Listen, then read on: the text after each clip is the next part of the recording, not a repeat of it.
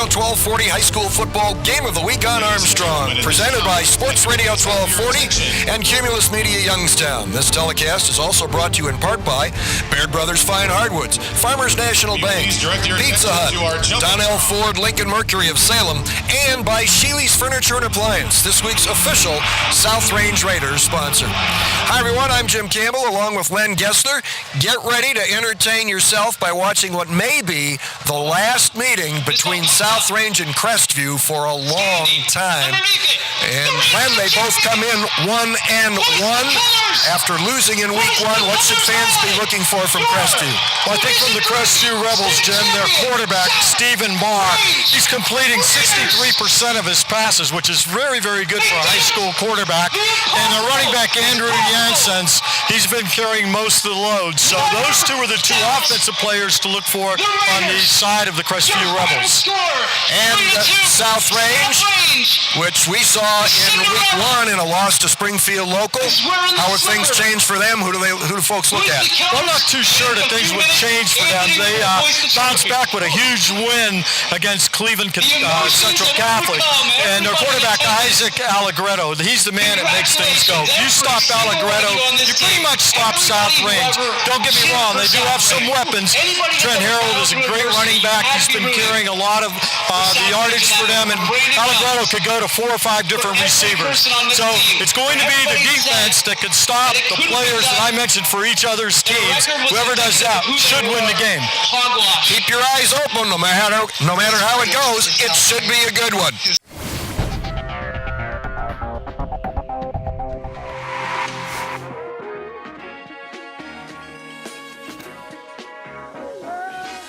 Eastern Ohio's largest, Donnell Ford Lincoln of Salem is located just off Route 14, where our trained professionals are here to help you have the perfect buying and servicing experience. Visit us online at donnellfordsalem.net. Part of the Flynn Auto Group. Drive your future today. Kickoff is just ahead. Let's give you tonight's starting lineups as Crestview and South Range meet for, as we said, maybe the last time in a long time, partially because of league realignments, but that's another issue that maybe can be discussed at another time. Crestview won the toss and elected to receive. We'll open up with senior Stephen Barr at quarterback. He is a first-year starter, however. The running backs are sophomore Ethan Powell and senior Andrew Jensen. The split ends are Jaden Graham, a 5'11 senior, and Dylan Huff, a 6'3 senior. The tight end is Devin Turvey, a 5'9 senior. The offensive line for Crestview, center Josh Simmons, a 245-pound senior. The guards are Dante Polino, a 216-pound, and Dominic Perry, a 283-pound senior. The tackles, Babick, 56-pound senior, 235-pound senior. Some seniors there. This is numbers, but has many seniors. That's the good news. Not so good news, no juniors. No juniors. South Range on defense tonight. We'll open up at the ends with 210-pound senior Ryan Davenport and 300-pound senior Tyler Gray. The tackles are Anthony Zapp, a 210-pound junior, and a 225-pound senior. The inside linebacker, Sean Manning, 185-pound junior, and Anthony DeLucia, a 205-pound junior. And Jacob Gehring is the outside linebacker, a 200-pound sophomore. The cornerback, Deere, a 6-foot senior, and Alec Ballantyne, a 6'3" senior. The safeties are Trey Pancake, a 5'9" sophomore, and Lucas Velasco, a 5'9" sophomore. Velasco and DeLucia new in the starting lineup from opening night in a loss against Springfield, which you might have seen here on Armstrong, which was a dandy game.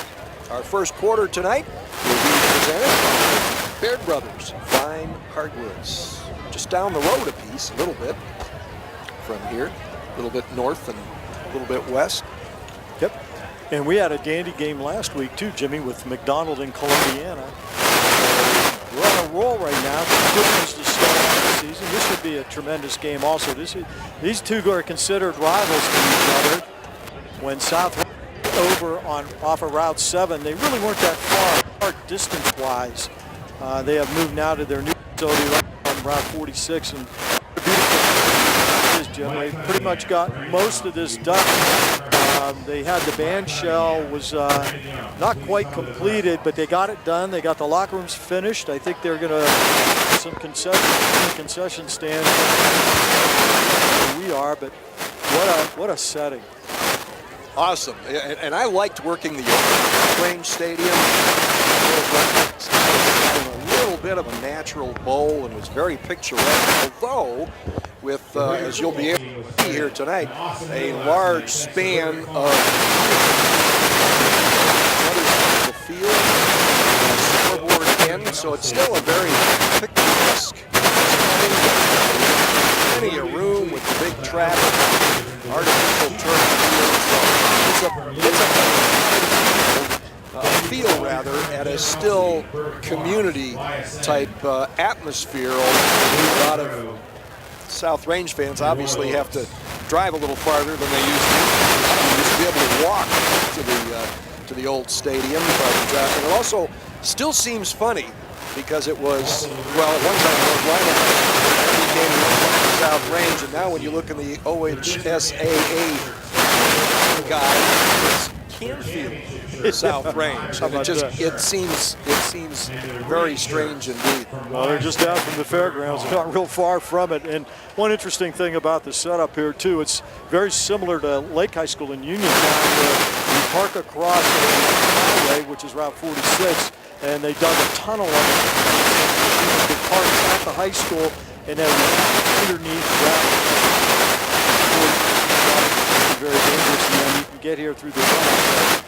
Yeah, fantastic thing, and just a little bit delayed when we started this, but right before the game, Jim, the, believe it or not, state champion baseball team from this year, South Range, baseball title, and congratulations to the Raiders on that, bringing home a state title to the Mahoning Valley. Fantastic. What a story that was, going into the tournament with a losing record, ending up as the state champ. And the PA announcement during that ceremony mentioned something that I did not know. In the entire tournament, that team only trailed in the score for half an inning. That's amazing. It is. Amazing. A great, great story. Of course, should have a really nice team coming back, as are the two other area teams that made the state championship finals. In softball, Champion, which won it for the second time in a row, very young team, and the same is true of West Branch, which made it to the state championship game and then lost in the longest state championship game on history in terms of innings. It went 11 innings, and they were down to their last strike on 2 occasions in that game. Here we go, just about set. Trey Pancake will do the kicking off. Got plenty of practice at that last week. South Range did not have to punt. Triple setbacks for Crestview on the kickoff. The man in the middle is Dylan Huff. He has already returned 1 kickoff for a touchdown this year on a 95-yard gallop. He's averaging over 40 yards a return on 4 returns. Not bad. Scooter down the middle, taken at about the 18, and a leap across the 30 and out to the 34-yard line or so, where Crestview will open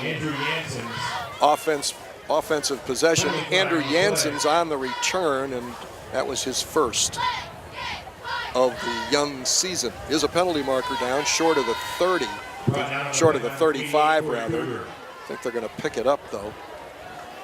And Crestview will start from its own. Against the Rebels for an illegal block in the back. Oops. So Crestview coming out right away and incurring a 10-yard penalty, Jimmy, and if you're Coach Kusick, you don't want to see that.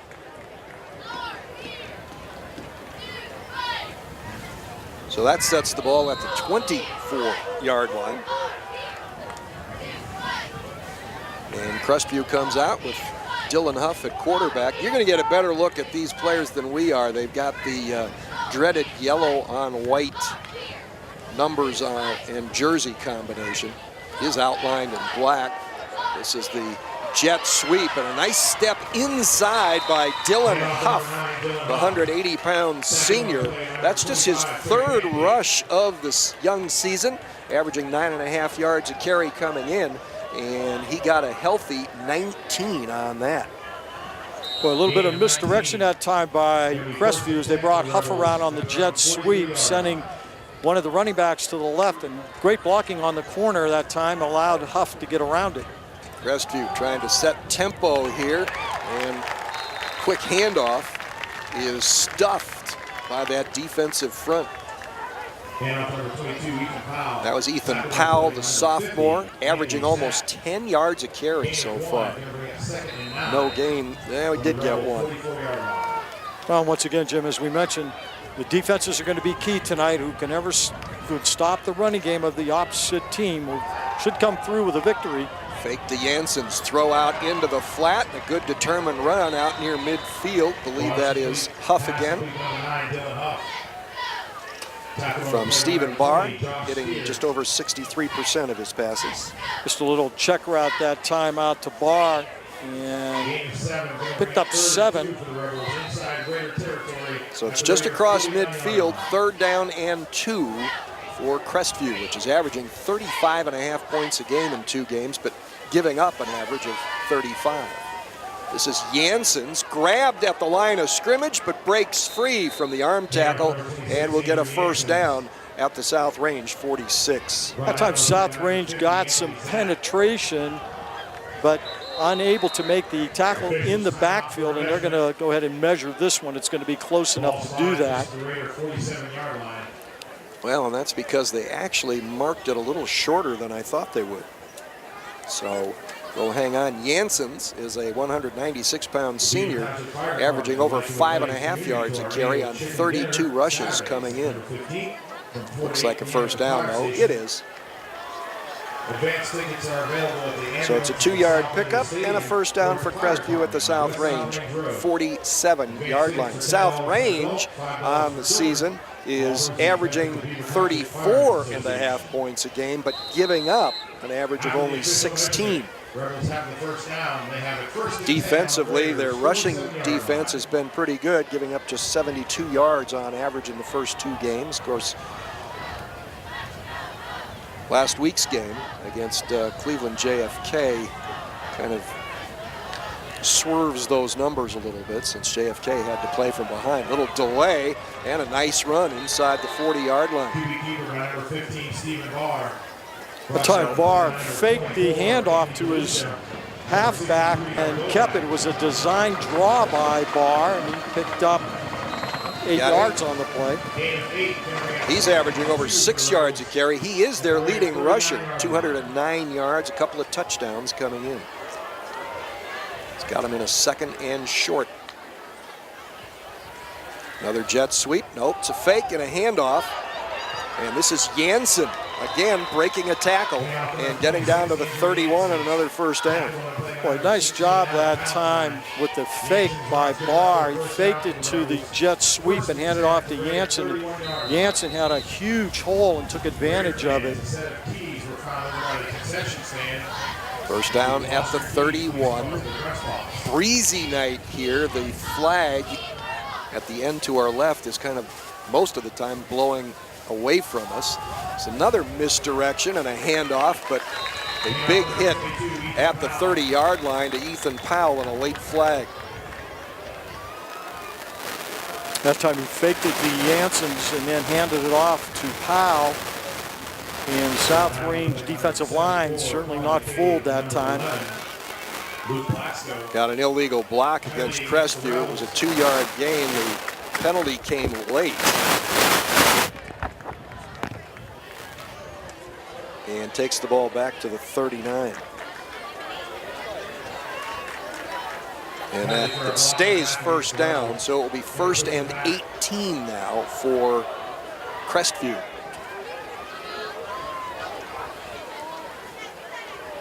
South Range, 4 down linemen, 2 linebackers.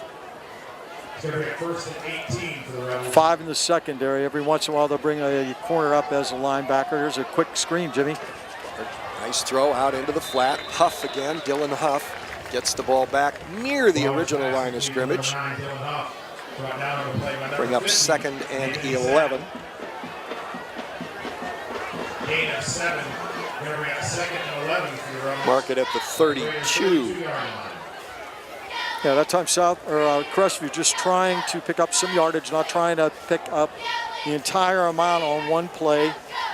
Biting off a little bit, 7 yards, setting up a reasonable 2nd down, and now with South Range jumped, but a point to the tackle, Wayne Babick, and that'll set him back 5 more. Huff, who has a couple of catches already tonight, is easily Barr's favorite target of the season with 11 catches for 143 yards and 2 touchdowns in the first 2 games. That's 3 penalties against Crestview in this drive, something Coach Cusick cannot be real happy about right now. So now it's 2nd and 16.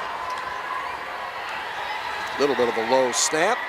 Lots of time. Great job by that veteran offensive line, and Barr will take off, get past the original stick, and off balance, stumbles out of bounds. Anthony DeLucia, the junior linebacker, was the guy that made the contact that knocked Barr off stride. Well, Barr was able to escape the rush that time, but give credit to the secondary of South Range. They had all his receivers blanketed, so he had nowhere to go, and he saw the opening on the outside, was able to take advantage of it as South Range that time lost some contain. 14-yard pickup. Coach Yeagley said because of the nature of things last week, their defensive technique was not always good. This is Andrew Jansen's weaving through traffic and some good blocking inside the 15 to the 14 and a 1st down. And Jansen was hit a little bit in the backfield and managed to break away from that tackle. South Range actually had that read pretty well, but poor tackling that time allowed Jansen's to pick up the 1st down. That's the 4th 1st down in this drive to go along with 3 penalties. And he has broken a tackle on each of his carries. 1st and 10 from the 14. Crestview on the opening drive of the game. This is the handoff to the sophomore Ethan Powell coming around from wide right. And he's going to be bumped out of bounds after a gain of a yard or so. Yeah, I'm not even sure they're going to give him that, Jimmy. It looks like he got no gain on it. For a minute there was a little bit of an opening, but the pursuit was able to cut him down, and then they knocked him out of bounds, although he never went down. And they spotted the ball again right at the line of scrimmage. He's matching number 22, Sean Manning, South Range cornerback, getting credit for the tackle there.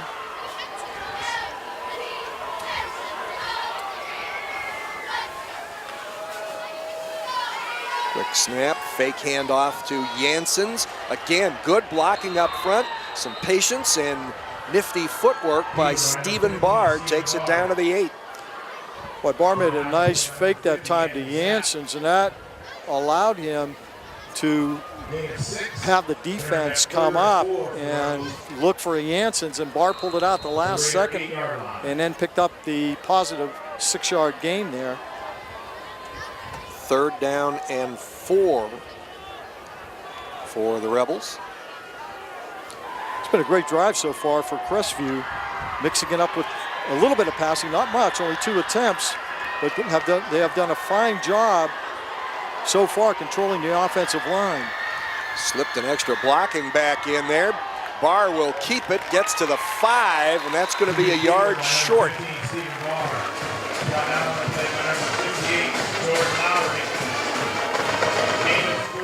Pick up of 3, it'll be 4th and 1. Well, I think if you're Coach Cusick, you've got to go for it here. 4th and short at the Raider 5-yard line. They've got some size up front, so let's see if they can get a push off that offensive line. South Range going to dig in with, it looks like, 5 up front. Powell to the left, Jansen's to the right as Barr backs up. Takes the snap. Give to Janssens. He'll have the first down again. Bounces off 2 or 3 tackles and into the end zone for the 4th time this season. He is at 196 on a 5'11 frame. A load, a good hard runner, Andrew Janssens with the score. Yeah, that was an excellent run that time. Actually, the defense had that red.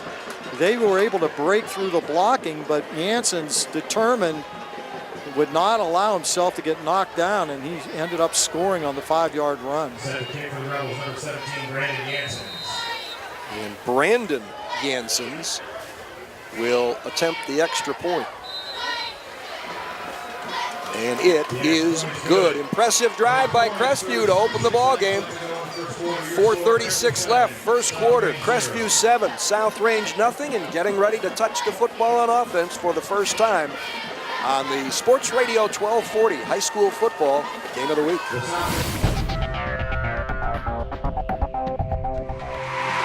When looking for home design inspiration, don't just be inspired, be Baird inspired. Whether new or remodeling, Baird Brothers has the latest trends like shiplap to refresh your home.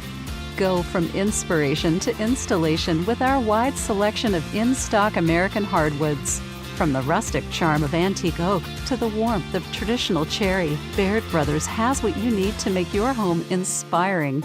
Baird Brothers, our family's heritage, your family's home. Welcome to K105, your hometown station with the most country music in the morning. That means more Lou, more caring, more Blake, and I'm just the guy with the girl everybody wants to know. More Kenny. Put me on the cover of the Rolling Stone, uptown, down home, American King. On a powerful, static-free signal you can hear everywhere. 105.1 FM, K105. Time for our first Farmers National Bank scoring drive summary tonight, and an impressive opening drive by Crestview, taking the opening kickoff, going 76 yards in 14 plays, used 7 minutes and 17 seconds. Andrew Janssens scoring from 5 yards out on a 4th and 1. And Jimmy, one of the impressive things about that drive is they had 3 penalties for 25 yards. They did not allow that to stop their drive. They overcame that and also rushed for 5 first downs during that drive. So very impressive for the Crestview Rebels. If you want to start a game on the road, that's the way to do it. Brandon Janssens, sophomore kicker, bounces at the 20, goes far side, scooped up on the run at the 12, skipping past a tackler at the 20, and breaking free is Trey Pancake. Near side, 40, and horse collar down across the 40-yard line. We're going to get a late flag. It was Ethan Powell on the tackle, and he may be called for a horse collar tackle. Pancake started off to his right and then came across the field when he saw an open lane and was able to get around the corner as the kicking team lost containment. And they're going to pick up another 15 yards. That's a major one there. So Crestview has had penalties on both kickoffs, and this one will march the ball down to the Crestview 42. Wow.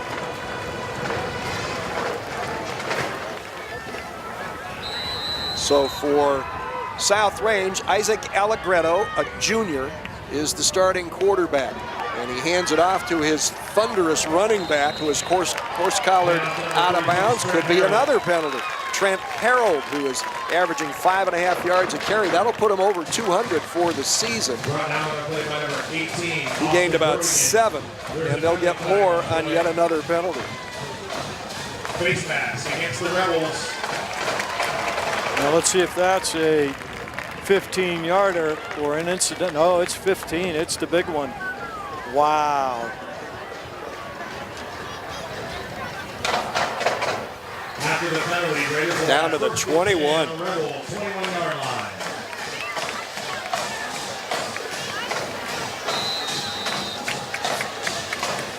South Range has Trent Harold and as the primary running back. Allegretto, the southpaw, throws underneath, wide open. Jacob Gehring with the catch, short run and score. Gehring's 10th catch of the season, his second for a touchdown, and the Raiders, with the help of 2 big penalties and 2 offensive plays, are an extra point away from tying this ball game.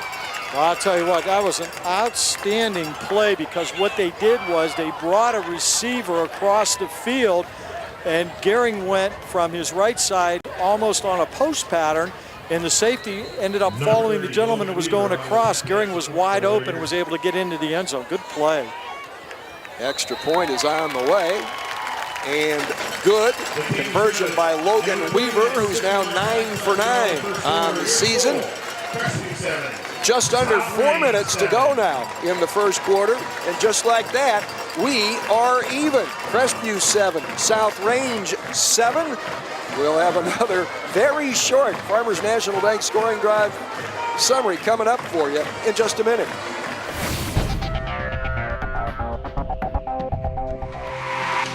Friday is closer than you think. That's because Pizza Hut delivers the good times anytime. Whether you're craving classics like pepperoni or just looking to mix it up, it's never been easier to bring everyone to the table. And it's all delivered right to your door because no one out-pizzas the Hut. Welcome home. The best things in life happen at home. And the best place to furnish your life is at Sheely's. I'm glad we got the bigger home.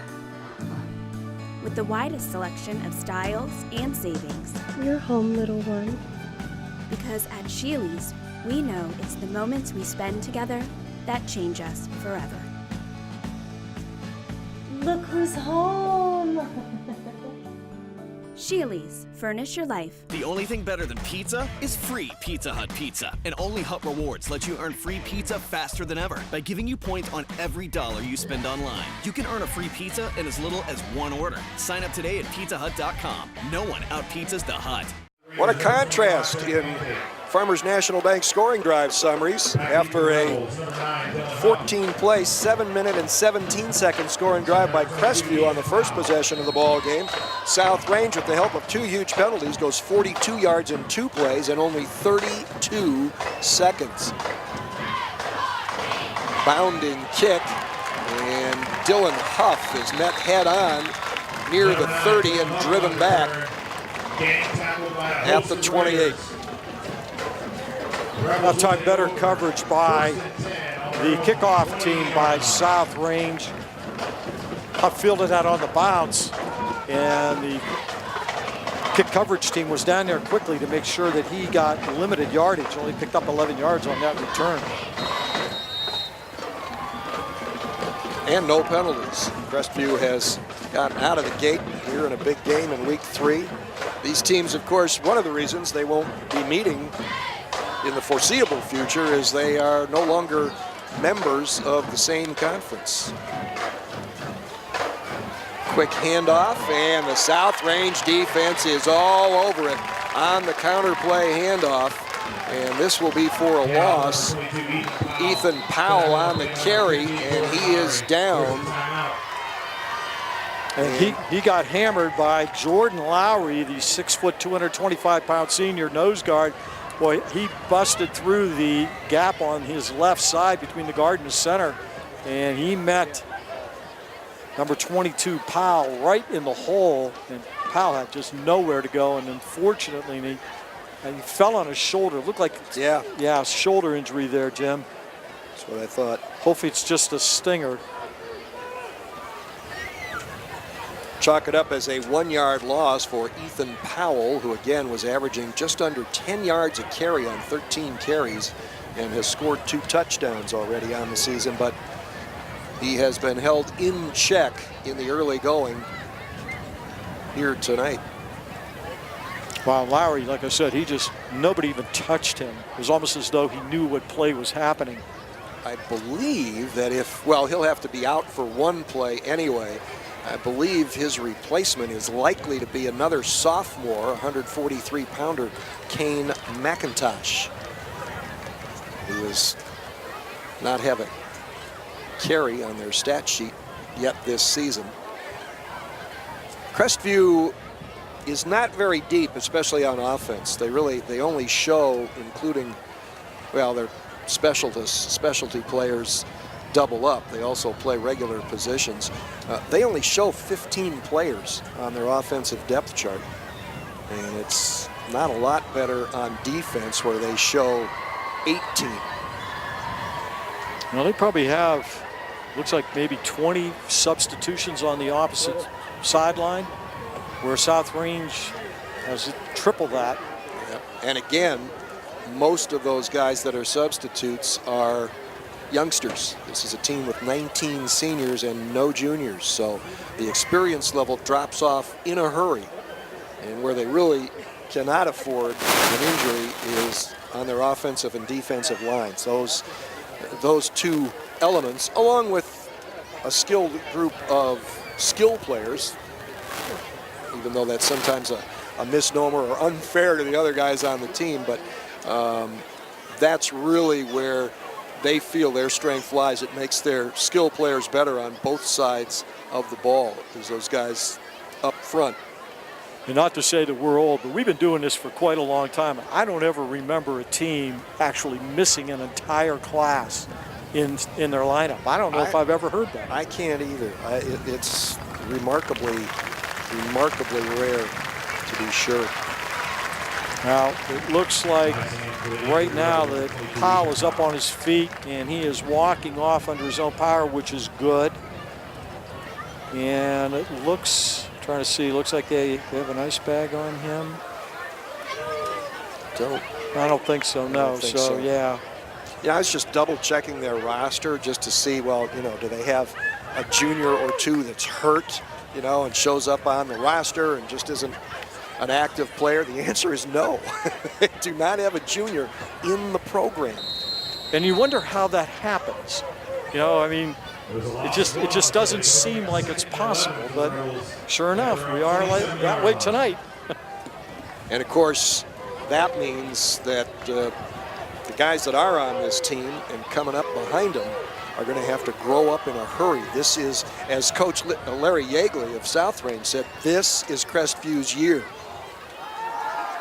Great crossbuck action in the backfield. Nice eluding of a tackle, and a good throw, but well played. Trey Pancake on the coverage. Boy, and I'll tell you what, Barr that time had his receiver open. If he'd have thrown it just a little bit earlier, but he had some pressure he had to step out of, and by the time he was able to get rid of it, Pancake had made a nice play. So it is now 3rd and 11, and I believe it is Kane McIntosh, number 3, in at the running back. Over the middle, a floater, too high, incomplete. Going up to try and pick it off was Alec Ballantyne, who has the only interception of the season so far for South Range. And again, it's kind of a square in post that time by Riffle, number 31, the receiver. Had that ball been a little bit lower, there would have been a completion there, but that sailed above his head and beyond his reach. Dylan Huff will kick it away. Chucky Lindsay is the long snapper. Huff averaging only 28 yards a kick on 6 punts so far this season. A long of 35. Perfect snap. Line drive spiral, taken at the 33. Cross midfield, nice cutback. And a hard run back inside the 30. Dylan Dominguez on the return, his first of the year. That punt traveled 40 yards, but Dominguez bringing it back. And again, South Range starts in Crestview territory at the 32. Dominguez, yep, returned 35 yards, Jimmy.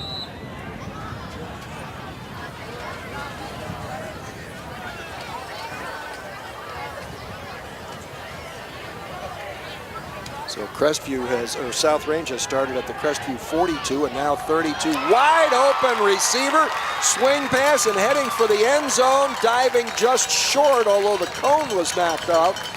Going to be down to the 2-yard line on the reception for South Range. Josh Steer, his 7th catch of the season. You know, that was actually thrown. He was running to his right. He actually had to turn around to his left because that ball was thrown a little bit behind him. He made a great play, but there was nobody out in the flat covering him, and he was able to get down to the 1-yard line. A 31-yard pass, catch, and run. And this is Trent Harold on the carry. Touchdown, and South Range again with a 2-play scoring drive to take a 13-7 lead.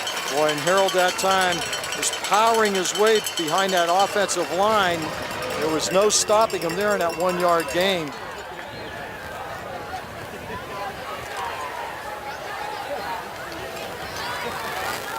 Well, I'm not sure this is what we expected, but it's entertaining, isn't it? It sure is. Logan Weaver, another conversion attempt is perfect, and South Range with another quick strike thanks to outstanding field position on a big kickoff, or punt return rather, by Dylan Dominguez. Goes 32 yards in 2 plays and uses just 14 seconds to get into the end zone. They have scored twice and used only 46 ticks off the clock. That is your Farmers National Bank scoring drive summary. And South Range has struck so quickly, we still haven't been able to complete the starting lineups for South Range's offense and Crestview's defense. And Allegretto, pretty efficient so far. 2 passes, 2 completions, 1 touchdown. And he's thrown for 52 yards. So not a bad way to open things up if you're Allegretto. He now has 5 touchdown passes and only 1 interception on the season. Just to catch you up, their split ends are Nick Habeth. We might also see Chris Brooks, number 10 or number 23. Slot man Jacob Gehring, number 80, has already caught a touchdown pass. You just saw number 20, Josh Steer, a wide receiver on a catch, and the tight end is number 45, Ryan Davenport. Again, this is South Range when it's on offense. Ball fell off the tee. Kind of a stiff wind blowing across the field right now. The offensive line for South Range when it gets back in there. The center, number 79, Rocco DeLucia, a 265-pounder. The guards are Christian Most, a 215-pound senior, and Anthony Zapp, a 210-pound junior. The tackles, 225-pound senior Jordan Lowry, and 300-pounder Tyler Dolak. This kick is scooped up right at the sideline at about the 16-yard line. Couldn't take a chance on it, not going out of bounds. Andrew Jansen scoops it up and basically gets no gain. Yeah, he had no choice that time. He thought the ball was going to actually go out of bounds, as it was kind of like a sidewinder kick, and when it hit the turf, instead of going left, it actually bounced straight right into his arms. He had no choice but to field it. No gain on the return, and Crestview starting deeper in its own territory each time it's had the ball. Meanwhile, South Range has gotten the ball at the Crestview 42 and 32 to start its 2 quick drives. Hansen on the delay, and South Range is all over it. The motion by Kane McIntosh did not dissuade or fool the South Range defense. Boy, it sure didn't. And Anthony Zapp came flying in from his defensive line position and just read that perfectly. Jansen's had no chance. 2-yard loss, 2nd and 12 coming up. And a throw, and it's sailed. Second time it's looked like the ball has slipped out of Stephen Barr's hands. That time it was a high arcing shot that had no chance to be completed. And even if it was completed, the receiver that time, Huff, was just completely blanketed by the corner on the right side for South Range. So now it's 3rd and 12. brutally efficient despite the has turned into 2 possessions and had to do something they don't want to do, and that's throw a lot. They bring 3 receivers to the right side, 1 to the left. Barr looks left all the way, throws deep left, fight for position, great catch, and this is going to be a touchdown. A tremendous throw and an equally fine catch by Dylan Huff. I'll tell you what, Jimmy, he ran a square out like he did on the previous play, and it was a fake that time by Barr. Huff turned it up the field, outran 2 defenders. I thought for a minute there that the defenders were in great position to knock it down, but the pass was just over the top of their hands, and Barr hit Huff in stride. He never had to slow down, not an inch. That is Barr's 3rd touchdown throw of the season, not coincidentally, as you can probably see by now. It's Huff's 3rd touchdown catch. Extra point attempt is on the way and good. We have our 3rd straight, well, I was going to say 3rd straight 2-play scoring drive, but that one took 3. And of big plays, not all of them scoring strikes, but that certainly was. That doubles the longest reception of the season for Huff and the longest completion of the season for Barr, which was 43 yards. That one was 86. Boy, and Huff, 3 catches for 100 yards, and he's also run the ball once for 19. That's already a game's work in a little less than a half. And this Farmers National Bank scoring drive summary looks like this. 86 yards, 3 plays. Make that, well, yeah, technically 84 yards because the drive started at the 16. 3 plays, it used 50 seconds. 86-yard pass, catch, and run. It was about a 30, maybe a 35-yard completion. And then Huff just ran away from the defense.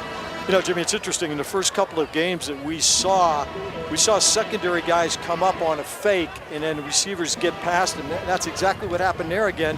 The fake to the outside, and the secondary moved up just enough to allow the pass receiver that time, Huff, to get behind him. Squib kick goes off the hands of one of the up men. Dominguez scoops it up at the 20 and fights his way out almost to the 30. Well, Coach Yeagley said they had a couple of instances last week in miscommunication in the secondary, and they gave up a 90-yard touchdown pass when both the corner and the safety went underneath. So they had nobody deep. Well, and that time, the corner and the safety, they bit a little bit, but then they recovered enough. They were in position to try to make the play, but that pass was just a perfect pass, and you can't defend a perfect pass. You got that right. First down at the 29. First time South Range has started in its own territory. Easy throw out into the right flat. Broken tackle and a first down. Running out of bounds is Chris Brooks, who did not play last week after catching 4 passes, 1 for a touchdown in the season opener. Yeah, Brooks that time just going out in the flat, and a quick pass by Allegretto, picking up 14 yards on the play. First down at the 43.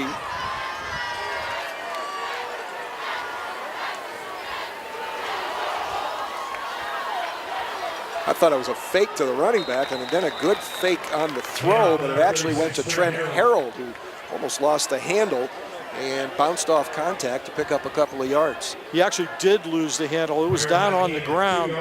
He managed to pick the ball up and pick up 2 yards where he could have been tackled very easily for a 3-yard loss.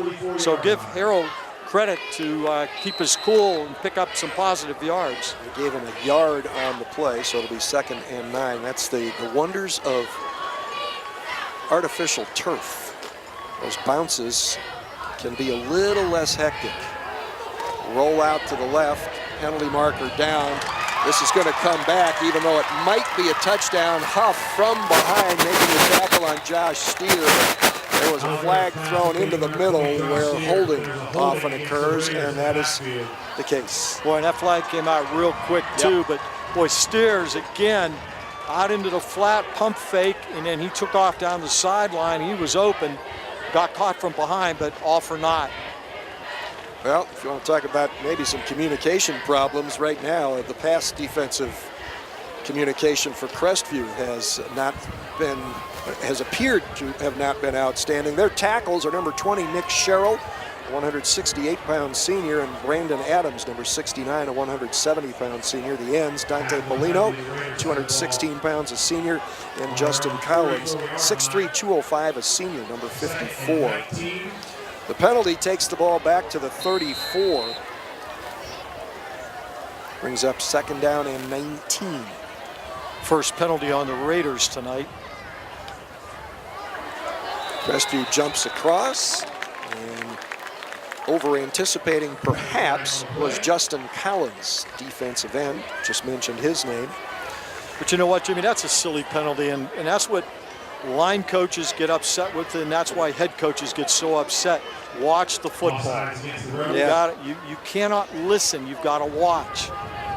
When you're on the defensive line, it's so easy. You're right there. You're a yard away from the ball.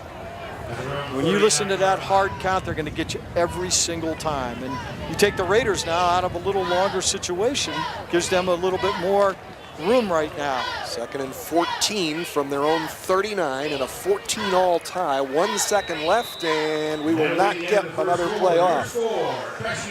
A fast-paced but sometimes ragged, penalty-wise, first quarter. An exciting one for the fans, and you too. We hope. Our first quarter has been presented in part by Baird Brothers Fine Hardwoods. At the end of one, it's Crestview 14, South Range 14 on the Sports Radio 1240 High School Football Game of the Week on Armstrong.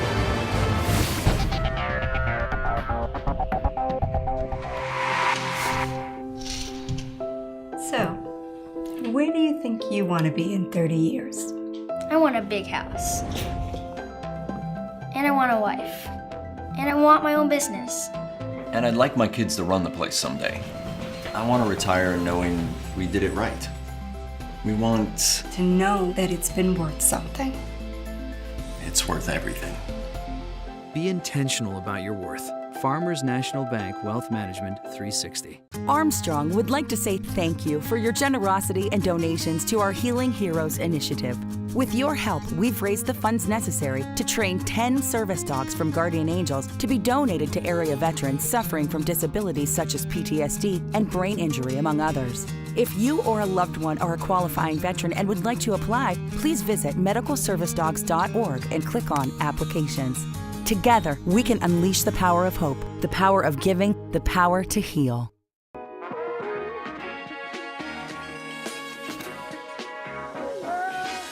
Eastern Ohio's largest, Donnell Ford Lincoln of Salem is located just off Route 14, where our trained professionals are here to help you have the perfect buying and servicing experience. Visit us online at donnellfordsalem.net. Part of the Flynn Auto Group. Drive your future today.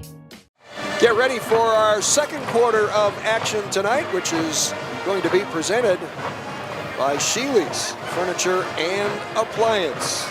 Just up the road from the old South Range High School in North Lima. Right there on 164. That is a big place. They have a lot of material, a lot of furniture and accessory items. Stop and see Sheely's. Nice folks, too. Take you a day to get through it. It'd be a nice day, though. Yeah, Allegretto on the rollout, throws it upfield, and it goes off the hands of Jacob Gehring, who had a touchdown pass in the first quarter. First incomplete pass time by Allegretto, and that time they ran the outside receiver on a post and brought the inside receiver on a little flat pattern, but he was well covered that time by the secondary of Crestview.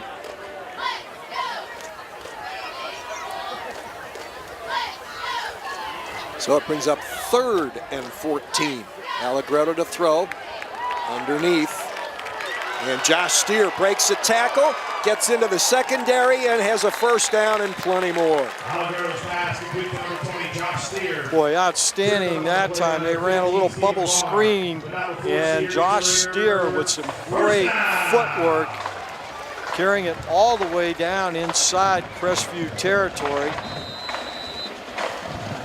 It's a 25-yard pickup to the Rebels' 36-yard line. Raiders have the ball, 1st and 10 on the Rebels. Raiders have got to feel like somebody's got their parking brake on, because they've now had the ball for 5 plays after scoring twice on 2-play drives on a short field.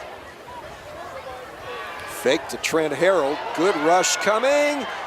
Good job by Allegretto to elude both rushers and head to the near side. Going to cut it inside to the 30 to the 29. The guy who put on the initial pressure was Justin Collins, and Allegretto's nifty footwork got him free, and he winds up picking up about 7 yards on the long distance scramble. And you know what, Jim? It looked like that time they were trying to set up a middle screen to Harold. They actually faked the ball to him, and they had a wall set up, but there was penetration that time by the Crestview defense, which blew that play up. Allegretto, great job of scrambling to do what he did, picking up 7 yards. Well, that's always the conundrum for the offensive line. You got to let those guys through, but you got to make sure you hold them up a little bit. Handoff. This is Harold, and he bursts through, puts his shoulder down, runs over a tackler inside the 15 to the 13, and it's 1st and 10 there for South Range. That time, great job by Harold setting up his blockers, and there was a hole wide open in the middle. He picked up 16 yards on the play, and that's the first rushing first down, believe it or not, for South Range. They have 4 passing first downs and 1 by penalty. 3 receivers wide left, so they give it to Harold coming right, steps through a tackle, fights his way down near a 1st and goal. I believe it was Austin Brodigan, cornerback, senior, who got Harold down around the ankle, but couldn't pull him down. 1st down and goal at the 2 after the 11-yard pickup. Well, Josh Harold's not exactly the tallest guy in the world at 5'10", and he lowers his shoulders. He's about 4'5" when he bowls you over. Josh Steer in motion. He's going to get the little swing pass, and he'll have plenty of room. Well, I thought so. He was knocked out of bounds before he got to the goal line. Boy, that was close. That sure looked like he was in, but they're going to call him out at the 1. 2nd and goal from there. Actually, all he really had to do was take a jab step with his left foot and make a quick right-hand turn. I think he would have been able to get in.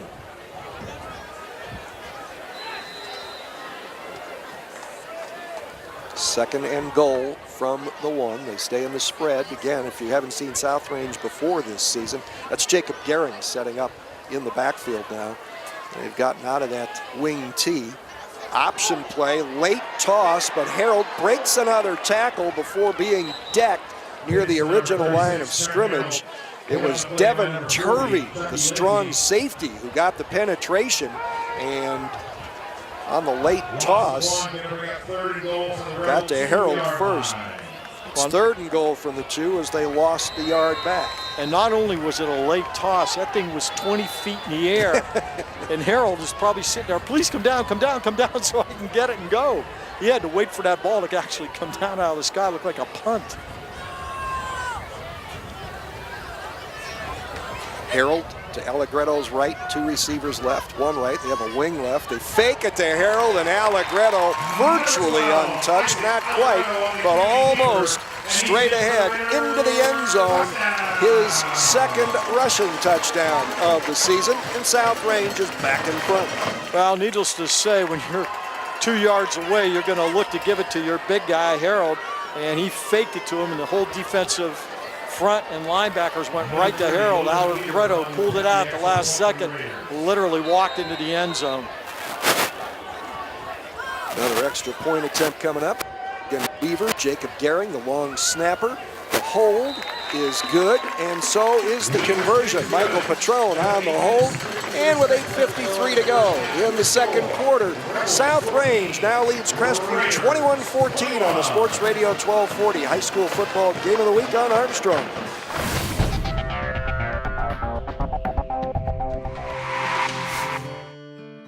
Welcome home. The best things in life happen at home. And the best place to furnish your life is at Sheely's. I'm glad we got the bigger home. With the widest selection of styles and savings. You're home, little one. Because at Sheely's, we know it's the moments we spend together that change us forever. Look who's home! Sheely's, furnish your life.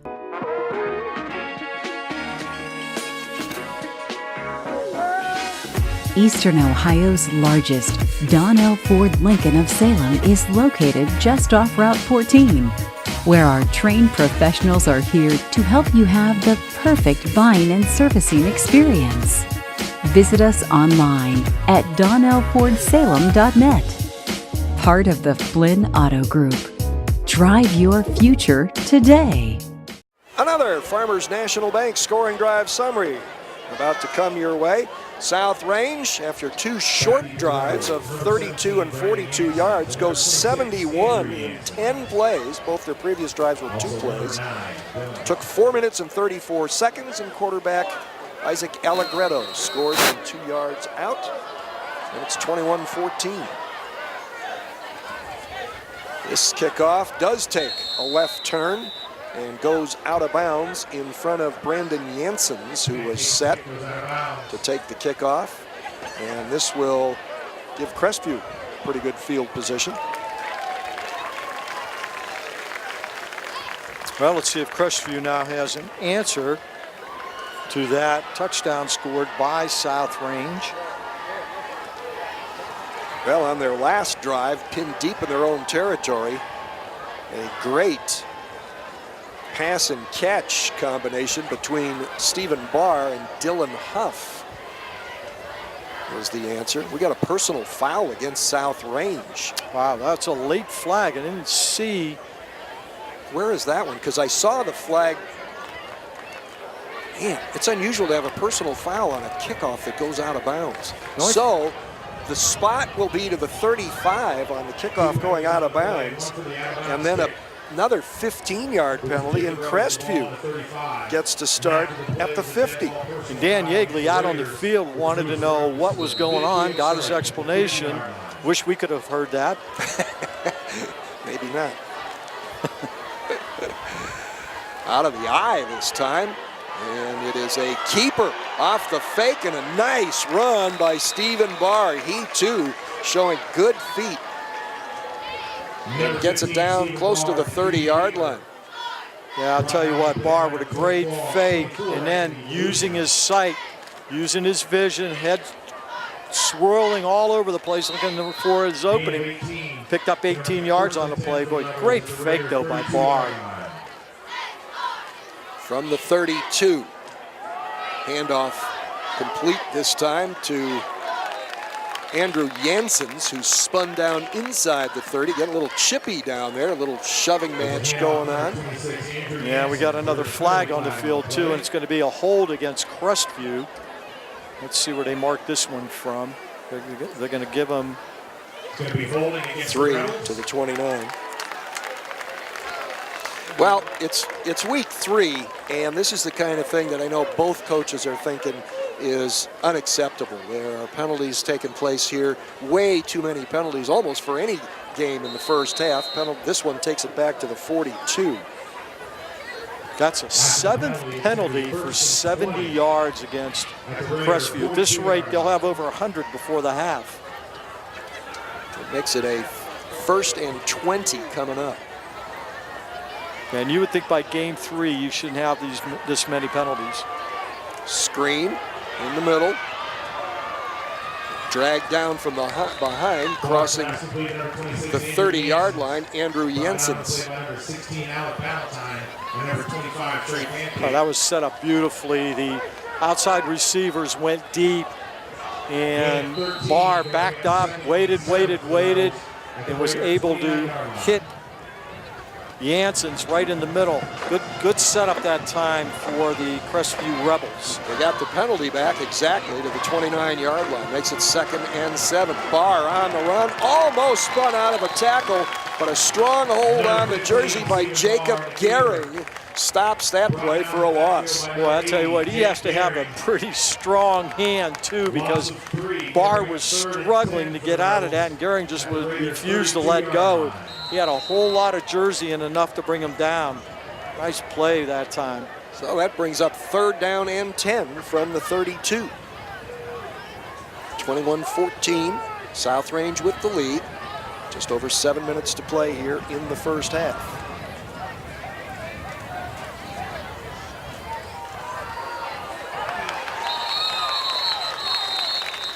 That almost looked like a backward pass, Jim. That was close, but tried to hit Huff in the flat here on the near sideline, threw the ball short. At that time, Barr rushed it. He had plenty of time to get it out there, but he rushed it too much. So it brings up 4th and 10. No point in punting here. So they'll make the best of the situation. They have a double slot formation, empty backfield. Barr takes the snap. Rush coming from the outside. He steps up beautifully, throws deep, throws it too deep, and it's picked off in the end zone. Might have been Trey Pancake. In the end zone. There's a penalty flag on the play. Yeah, it was Pancake number 25. But well, guess what? There's another penalty, and it's back near the 40-yard line, but they're picking it up. It was against Crestview, apparently. No, I think it was a sideline warning that time against South Range. Yeah, South Range, Jimmy. So, South Range. South Range. The interception does stand by number 25, Trey Pancake with his first interception of the season, and the second for the Raiders on the season. Well, and that play was either do or die. They were going to throw it into the end zone, hope for the touchdown. If the interception happened, it was 4th down, so there really wasn't much to... although they didn't have to go for it. No, they didn't. 4th and 10. Right, so. right. But they chose to do that, though. So South Range starts from its own 20, leading by a touchdown. And Allegretto will throw, right through the hands of Jacob Gehring, maybe a tad behind him, around the 30 on the slant, and he had plenty of room to run. He did, and Gehring, it was a little bit behind him, but he didn't turn his head either. You got to turn your head. As soon as you break the defensive coverage, you turn your head and look for the football, and he didn't do that. He was still running across the field, so he's got to do a better job of looking for his quarterback next time. Gehring, a sophomore, they really like him. He's a good athlete, good baseball player, part of that state championship team. Oh, this is a nice run. It once again is Trent Harold around the corner out to the 35. Yeah, that time Harold, boy, that was blocked beautifully by the right side of the Raider offensive line, and Harold just had a huge hole. 15-yard pickup to the 35. Boy, this South Range offense looks very good tonight. Allegretto to throw, airing it out deep near sidelines, some pushing and shoving going on. No call. Chris Brooks was the intended receiver, and I can't tell if it was Brodigan or Joey Hawkins on the coverage. Those yellow numbers on the white jerseys are not very helpful. There's another penalty marker down. It'll go against South Range, and it will be a holding penalty, so Crestview obviously is going to take this.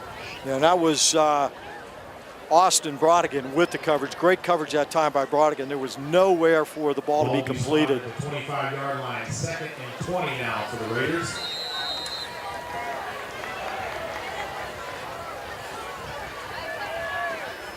They say 2nd and 20, so it's another toss underneath. This is caught by the tight end, Davenport, Ryan Davenport, his 6th catch of the year, and he wheels out to the 40. 14-yard pickup that time by Davenport, and they went, again, they set the outside receiver on a go pattern, and Davenport just went into the flat behind him. He was open. Good pass by Allegretto. They picked up a significant amount on that play. 14. Still 3rd and 6, however. Manageable 3rd down. Allegretto rifles a pass, well covered, and I think he dropped it anyway. Good coverage out there, and it will bring up 4th down. Jacob Gehring was the intended receiver, and strong safety Devin Turvey is being credited with the breakup. So for the first time in 2 weeks, South Range will punt. Nice job by Turvey. That ball got to the receiver, that time Gehring, perfectly, and he timed it just right and hit Gehring, and the ball fell loose. Nice defensive play by Turvey. Kick is high, floating down. Fair catch called for and made around the 27-yard line. Dylan Huff on the reception. And Crestview will start from its own 28, it looks like, is where they're going to spot it. Trailing by 7, 5:56 to go in the second quarter, which is being brought to you in part by Sheely's Furniture and Appliance. What a surprise. Okay, now they're picking it up, so not sure if that might have been a sideline warning against Crestview because it came over on that side. We didn't get any signal, but there will not be any mark off. Looks like, however, we are going to get a timeout. Timeout on the field, 5:56 to play in the first half. South Range 21, Crestview 14 on the Sports Radio 1240. High school football game of the week on Armstrong.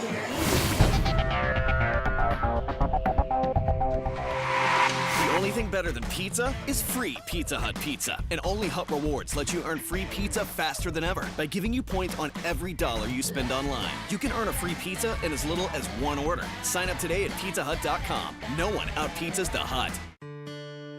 Welcome home. The best things in life happen at home. And the best place to furnish your life is at Sheely's. I'm glad we got the bigger home. With the widest selection of styles and savings. You're home, little one. Because at Sheely's, we know it's the moments we spend together that change us forever. Look who's home! Sheely's, furnish your life. Friday is closer than you think. That's because Pizza Hut delivers the good times anytime. Whether you're craving classics like pepperoni or just looking to mix it up, it's never been easier to bring everyone to the table.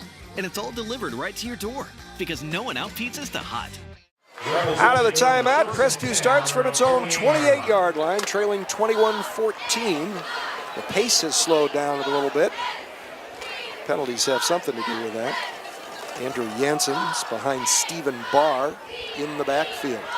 Split left and 2 receivers wide right. Snap a little bit high. Jansen's gets it patiently, uses what blocking was there, crosses the 30 to the 32, a pickup of 4. Boy, and you said it right, Jim. Patience. That's exactly what he had. He had absolutely nothing at first, but waited for the block to develop, and he picked up 4 yards when it looked like he was not going to get anything.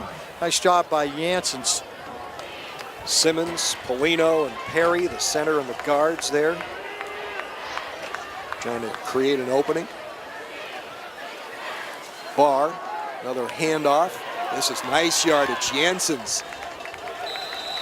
He is, again, he was patient there. That was, I mean, it was a nice, he had running room, but he didn't kick in the after jets. He waited and weaved and made the most of what he had out to the 43 and a first down. No, and that shows a very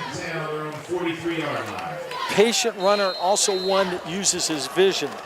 A lot of people don't realize how much vision is involved in when you're a running back, but boy, it sure is. And it showed smart running too. Kane McIntosh, number 3, remains the other running back. He is to the left of Barr. Jansen's to the right. Barr wants to throw the out pattern, and he left it short. Boy, that almost looked like it slipped out of his hands because that thing was a good 5 yards short of where the receiver made the cut to the outside. I think that actually slipped out of his hands, Jimmy. If it did, I think that's the 3rd time tonight that's happened. He had a couple in the first quarter that got away from him. 2nd and 10. Crestview at its own 43. We're under 5 minutes to play in the first half.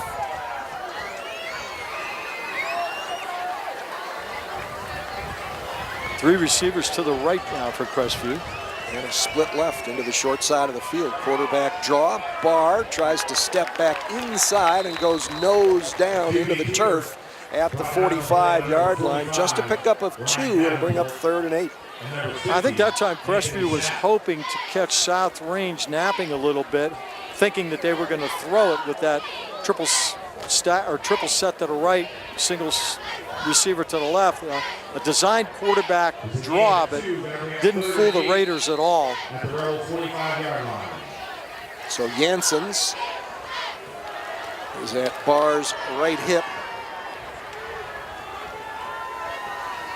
And they again have 3 receivers to the right.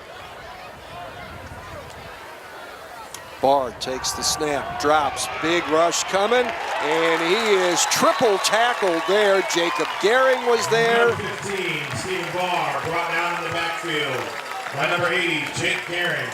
Man, huge loss that time. 10-yard loss on the sack. Jordan Lowry. And it looked like the offensive line was setting up for a screen.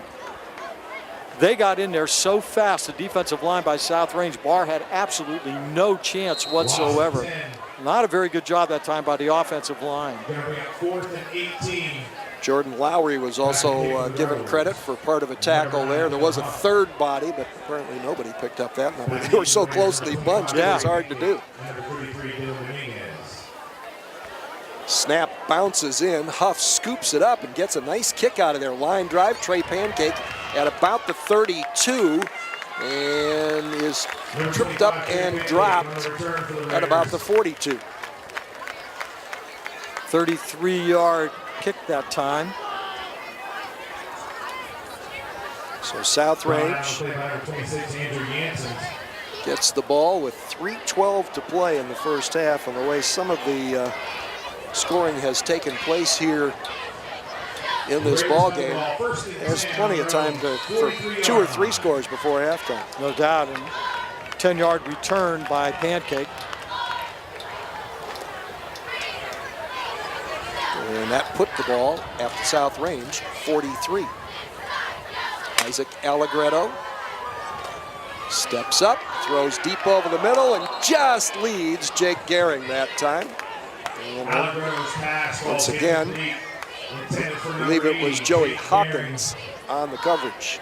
Well, I'll tell you what, Allegretto, he's gonna have nightmares about that one tonight, because he had Gehring open in the middle. Gehring was about 3 yards, 4 yards away from the corner or the safety that time by Crestview, and the pass was just inside and a little bit underthrown. Not a very good pass by Allegretto. Pass continues, or the wind rather, continues to blow across the field away from us, away from your viewpoint. Allegretto on the roll. This time he has got his man, and it will be a score on the catch. It is Dylan Dominguez, just his 2nd catch of the year. The other one was for 6 yards. This one is for 43 and a touchdown. Make that 57 and a touchdown. Well, for as poorly as Allegretto threw the ball prior to this one, that one was beautifully thrown. And again, wide open on this near sideline was Dominguez. There wasn't a corner within 3, 4, 5 yards of him. And like, good throw by Allegretto. And for the 3rd time tonight, South Range has a 2-play scoring drive. Kick on the way is good. So Logan Weaver remains perfect tonight and on the season. And South Range has now doubled up on Crestview, leading 28-14. And your Farmers National Bank scoring drive, not too difficult to put together. It was 57 yards on 2 plays, and it used only 18 seconds. That's 3 touchdown drives of 2 plays that have used a total of less than a minute tonight for South Range. Capped off by a 57-yard touchdown reception. Allegretto 7 for 11 so far this evening, 2 touchdowns, and he has spread it around, Jimmy. Steers has 3 catches for 57. Brooks 1 for 14. Dominguez right there, the 1 for 57 and a touchdown. Davenport 1 for 14, and Gehring 1 for 21 and a touchdown. So completed 7 passes to 5 different receivers. No wonder the Crestview secondary doesn't know which way to turn. And a illegal procedure penalty against South Range on the kickoff. Going to be a false start against the Raiders. They're pushing back 5. Yeah, if you're the Crestview secondary, you can't key in on any receiver. Allegretto doing a nice job of spreading the wealth around. That, by the way, is the 4th penalty on the Raiders for 40 yards. Crestview 7 for 70 yards. And again, you would think by game number 3, those numbers shouldn't be that high, but both teams right now have that problem. Crestview receivers upfield at their own 20. Boy, it is a very windy night right now. Yeah, well, we're outside too. Another squib kick. This will go between 2 receivers and get past the 3rd line. It is recovered, but probably out of bounds by Greg Roten of South Range. Boy, that looked like it was in. I think he got that, Jim. I really do. Well, they're going to talk about it. Yeah. Greg Roten, a junior backup cornerback, hustled down as Crestview mishandled the kickoff twice and recovers it at the Rebels 22. Boy, and that's a mistake. If you're the special teams of Crestview, you just cannot make. They allowed the ball to get through one guy, and then the second guy went to go pick it up. It was near side deep receiver. He was coming toward the near side, and Roden just beat him to the ball. That's what I call just determination by Roden. 10 on the Rebel 22-yard line. So a chance for maybe another short scoring drive. This one will probably take 12 plays. They'll take it. Trent Harold hit at the line of scrimmage and falls forward for a yard. And Brought down on the play by number 54, Justin Collins. Justin Collins credited with the tackle. Boy, and Justin Collins read that real well and grabbed Harold around his ankles, and that's one way you could bring that young man down. It's about the only way you can, to be honest with you. Good tackle that time by Collins. Came in with 11 tackles, 5 for loss, and a couple of sacks in the first 2 games. Gain of a yard there. That's Ryan Davenport in motion. Allegretto throws it to Davenport, breaks a tackle, gets a first down, and is dragged down far side inside the 10-yard line. Now, Davenport that time got away from number 18, Brodigan, the corner by Crestview. And again, simple play. All South Range is doing is running the outside receiver deep, and out into the flat ran the tight end that time, Davenport. 14-yard pickup, 1st and goal at the 7. So this will be at least a 3-play scoring drive. Yeah. Their long one is 5 plays. It's Jake Gehring in motion. He'll set up in the backfield next to Allegretto. Ball will go to Trent Harold. He is grabbed in the backfield. Good job that time by the Crestview front. And Harold may be actually charged with a 1-yard loss. Yeah, he's going to be. And that great play by the defense, the interior defense of the Crestview Rebels, the down linemen and the linebackers. They read that one, and Harold had nowhere to go. 2nd and goal from the 8.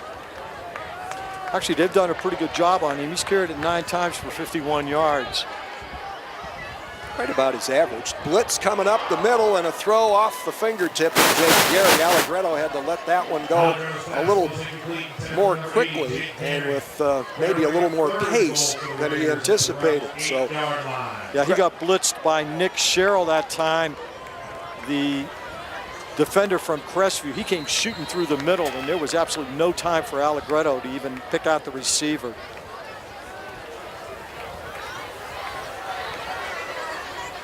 So it's 3rd and goal from the 8.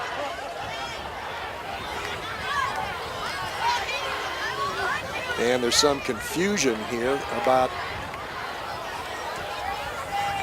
got the play clock. They need to call a timeout, and they get it as it hits 1 second. Little confusion. You probably saw Trent Harold there looking back at the bench with his palms turned upward like, what are we doing? So they're going to figure it out, because the last thing you want to do is bollocks a 3rd and goal play. And not only that, Dan Yeagley with 3 timeouts. You don't need to carry those into the locker room. Use them. You needed to do that. Get everybody on the same page. Good news there is that in the confusion, they did burn up some extra time that Crestview can't use. Only 1:06 now remaining before halftime. Boy, if you're Crestview, you want to definitely stop them right here. You're down by 2 scores. To give up a score here before halftime, that could be really deflating going into half. And I got a feeling if it goes to 4th down, you may see the Raiders go for it. They have not attempted a field goal yet this year, but their sophomore kicker, Logan Weaver, has done a nice job. He is 12 for 12 on PATs, counting what he has already put between the uprights tonight. And Logan is the young man that's off the soccer team, correct? If I remember. I believe that's correct. The Raiders will have 3rd and goal from the Rebel 8-yard line. Funny how those guys get picked out. Well, the good thing is soccer plays its games on different days or nights, and so and you can practice kicking anywhere. Quick throw and a nice job turning around late and taking the ball right in his lap. Chris Brooks, his 2nd touchdown catch of the season. Wow, he literally turned the corner all the way around. That was Brodigan here on the near side, and Brooks just completely turned him around. Brodigan had no clue where Brooks was. Well, South Range may have exposed some weaknesses in the Crestview pass defense tonight. Make it 13 for 13 on the season for Logan Weaver.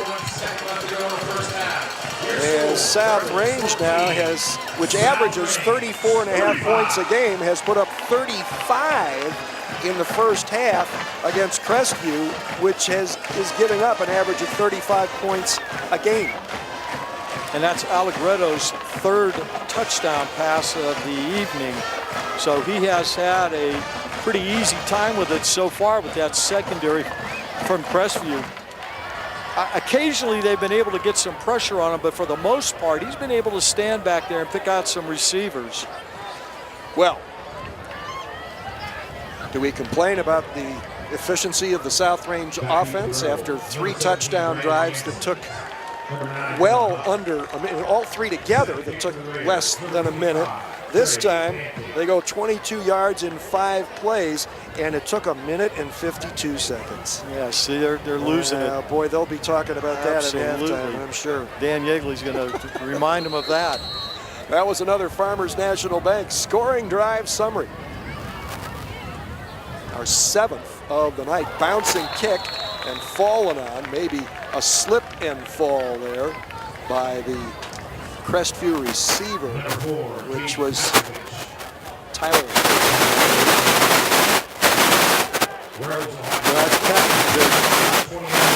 Number 4. And, let's see. Is he trying to see what he's the sophomore. He didn't want any part of that return. He decided, let me just fall on the ball. All right, now 1 tick under a minute to go in the first half, and Crestview 7 yards from payback. Yeah, but they've had some big plays, Jim, so don't count them out yet. And this time they get a big running play from Andrew Jensen's out close to the 40. Great second effort. He was actually stopped short of the first down. He was able to force himself to the first down marker. That was given credit for 12 yards, yeah, to the 41-yard line. Clock keeps running though. Crestview has all 3 of their timeouts remaining. Well, a lot of misdirection in the backfield there. Ball winds up at about the 44, 45. There's a penalty marker down, so Crestview gets a break here in that the clock stops on the penalty. And then there was an alignment down for him, number 72 for Crestview, Wyatt, I should say, and he's shaking his hand. Looked like he had a little issue there. Face mask against the Raiders. Face mask penalty after a gain of, I believe, 3. And so this is a big break for Crestview. Inadvertent, however, it takes the ball to the 49. Now still, he got it out to midfield, a yard short of it, so. After the penalty, the Rebels will have the ball first and 10 on their own 49-yard line. And it comes with an automatic first down. Quick throw. It was on target in terms of its windage, as they say, the direction, but it was too hot. Yeah, that was a bullet out there for a riffle, and it just went right through his hands. A little bit lower, I think he makes the catch with it. Again, Crestview is still with 3 timeouts. They have not used one yet, so they got plenty of time. 29 seconds left before halftime. 2nd and 10 from their own 49, down by 3 scores. Good fake. Barr on the keeper inside the South Range 40 to the 37. South Range defensive end Tyler Dolak made sure that Janssens didn't have the football, and if he did, he wasn't going anywhere with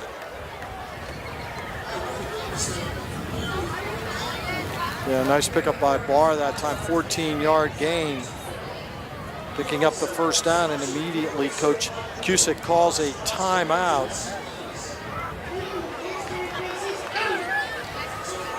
So at the 38-yard line with 22 seconds to go, 2 timeouts to work with.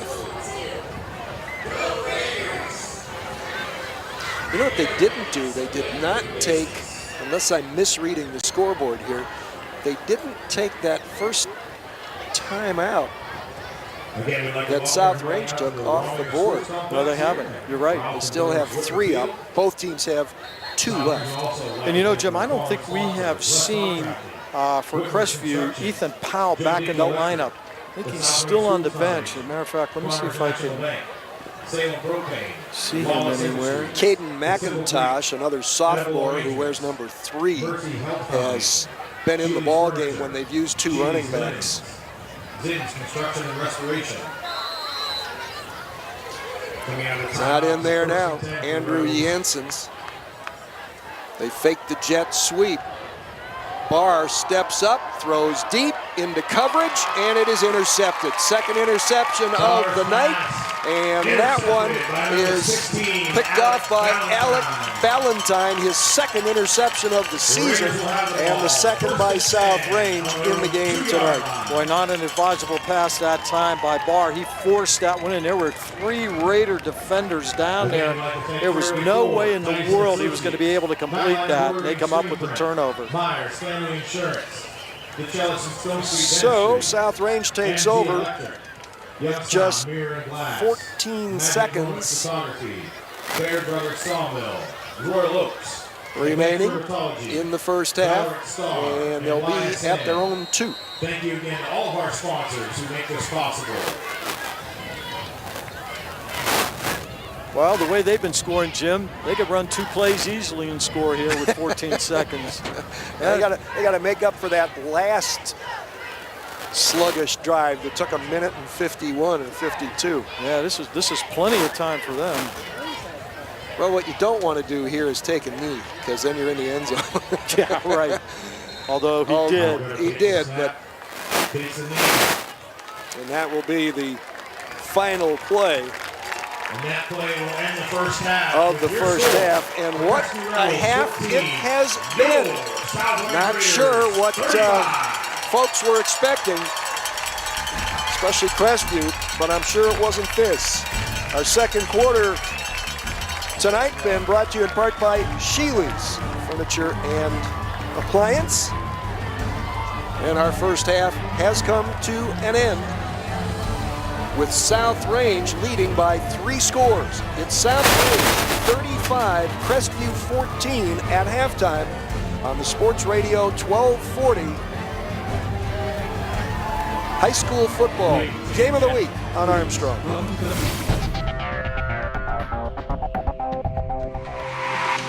Welcome to K105, your hometown station with the most country music in the morning. That means more Lou,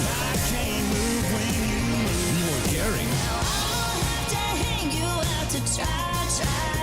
more Blake, and I'm just the guy with the girl everybody wants to know. More Kenny. Put me on the cover of the Rolling Stone, uptown, down home, American Key. On a powerful, static-free signal you can hear everywhere. 105.1 FM, K105. Are you moving at the speed of business? File transfers, multiple locations, video chat. Companies these days are using more data than ever, and it's got to be fast. With gigabit internet from Armstrong Business Solutions, you can keep up with the pack no matter what size your company is. We can provide your business a reliable connection to our advanced fiber optic network with speeds from 100 megs up to 10 gigs per second. Get your business in the fast lane. Armstrong Business Solutions. Your business is our business. Welcome home to a home made homier with Baird Brothers Fine Hardwoods. Inspiration starts at BairdBrothers.com and is turned into reality when high-quality hardwoods are delivered right to your home. Baird Brothers has the latest design trends, shiplap and skinny lap interior siding, antique oak rustic flooring, and, well, you'll find them all at BairdBrothers.com. Ordered easily, delivered conveniently, enjoyed comfortably. BairdBrothers.com. And the Raiders will get the football to start the second half. The numbers don't really tell a story that is the same as the scoreboard, man. No, that really doesn't, Jimmy. Crestview ran 26 plays in the first half, rushed for 123 yards, passed for 113, a total of 236. Leading the way rushing was the quarterback Barr, 10 carries for 55 yards. He was 4 of 12, but he had 2 interceptions, although he did throw 1 touchdown pass. Leading receiver for Crestview is Huff. He's caught 3 for 100 yards, 1 touchdown, but of course one of those was an 86-yard bomb. Right. And they've had 8 first downs. One thing that they're not going to like is 7 penalties for 70 yards. For South Range, they ran 35 plays and rushed for 59, passed for 185, total of 244. Leading the way, rushing, Harold with 9 carries, 51 yards. Allegretto was a very impressive 10 of 14, 3 touchdowns, no interceptions. Harold, by the way, also has a rushing touchdown. Leading receiver on the evening, 2 receivers. Steer, 3 catches for 57. Dominguez, 1 for 57, which was a touchdown. They had 10 first downs in the first half, 5 penalties, 45 yards. So you're right, the numbers don't quite bear things out, but nevertheless, the Raiders up by a commanding margin right here heading into the third quarter. Yeah, you said South Range only outgained Crestview by 9 net yards in the first half, something like that? 8 net yards, that's wow. it. Yeah. Amazing. Well, South Range had great field position for a good share of the first half. They had 3 scoring drives that added up to taking less than a minute. As a result, they had 3 two-play drives, 2 two-play drives, a 3-play drive, and 2 5-play drives. Their last score came off a mishandled kickoff by Crestview, and they only had to go 22 yards late in the first half to get that score. And let me correct myself. Crestview had actually run 35 plays, South Range 26 plays. Because their scoring drives were so short. South Range will receive the kickoff. Crestview had won the opening. Dominguez chases it down at the 5 and elected to receive and put together a 14-play drive on their first possession. So, but a bit of a struggle since then. Penalties obviously a huge factor. Dominguez winds up getting about a 7-yard return after muffing that kick, and South Range will start 12-yard line. They will open up. Allegretto at quarterback, Trent Harold the primary running back, Nick Habeth, Chris Brooks, Josh Steer, Jacob Gehring, all appearing at wide receiver. Ryan Davenport is the tight end. Handoff here on first down to Trent Harold, and he is bottled up pretty well. In fact, half a yard. And again, we mentioned in the first half, Jim, that the Crestview Rebels defense has done a pretty good job with Harold. Holding to only 51 in the first half. I say only 51, but he's been rushing for the first 2 games, so they've done a good job with him.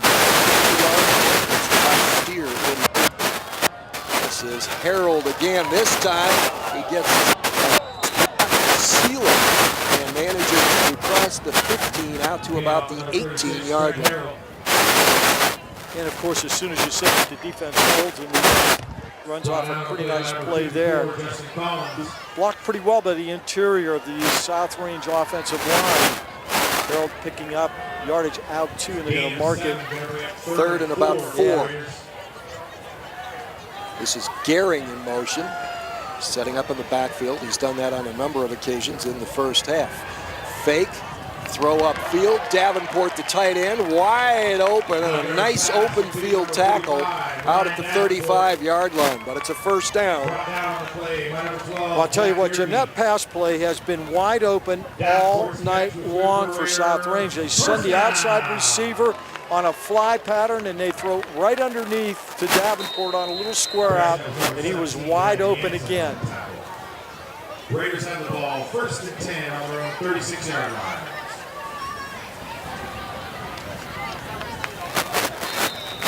First down from the 36, and a quick toss to Jake Gehring. Gehring just a quick look in. Allegretto hit him right in between the numbers. 5-yard pickup, 2nd and 5, and South Range picking up the pace. 3 receivers to the right. Fake to the running back. Harold toss out into the flat and out across the 45 to about the 47-yard line as Nick Habeth on his 2nd catch of the season. Once again, Allegretto spreading the wealth around, picking out Habeth. That's his 6th different receiver that has caught a pass. 6-yard pickup, first down at the 47. South Range moving quickly.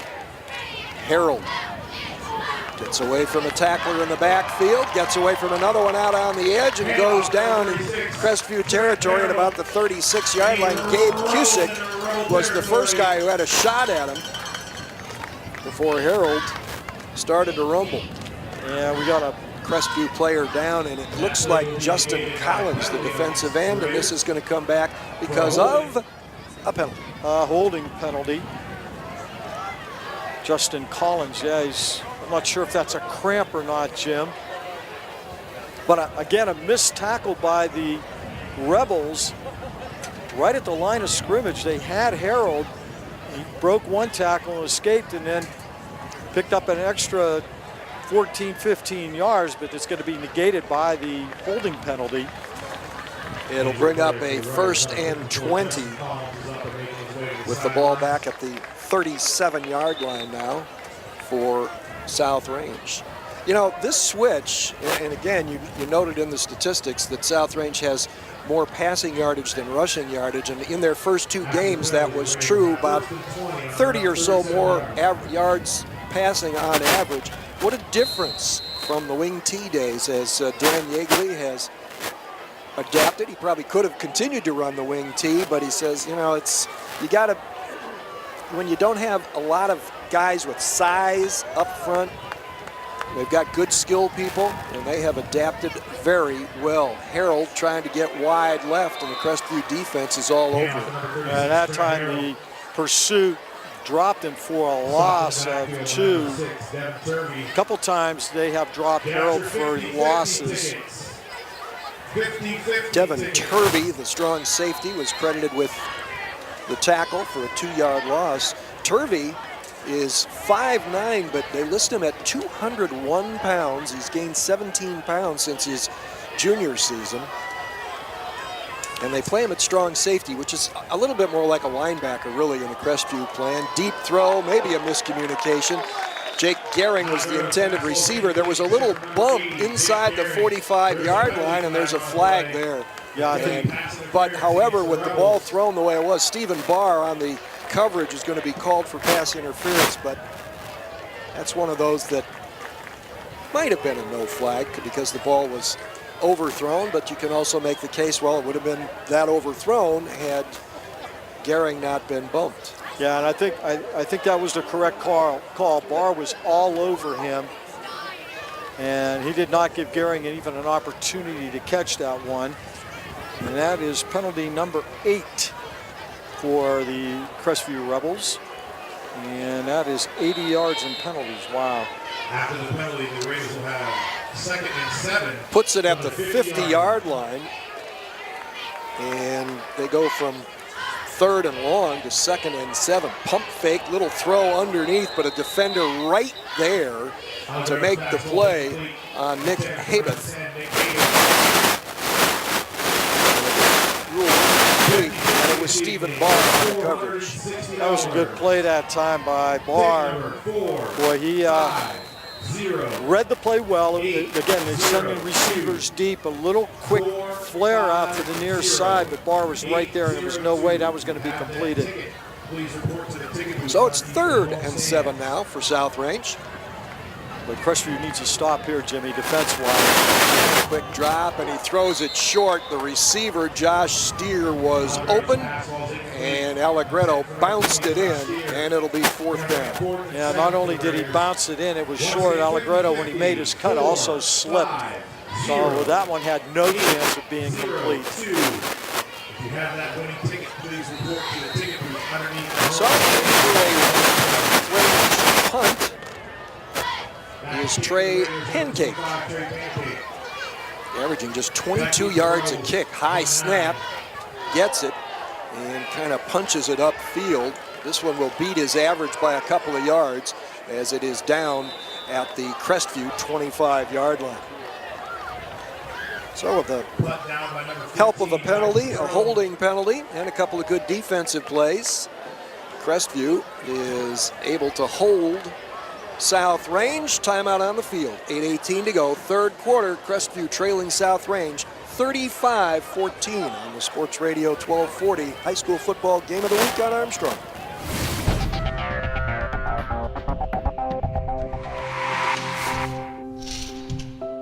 So, where do you think you want to be in 30 years?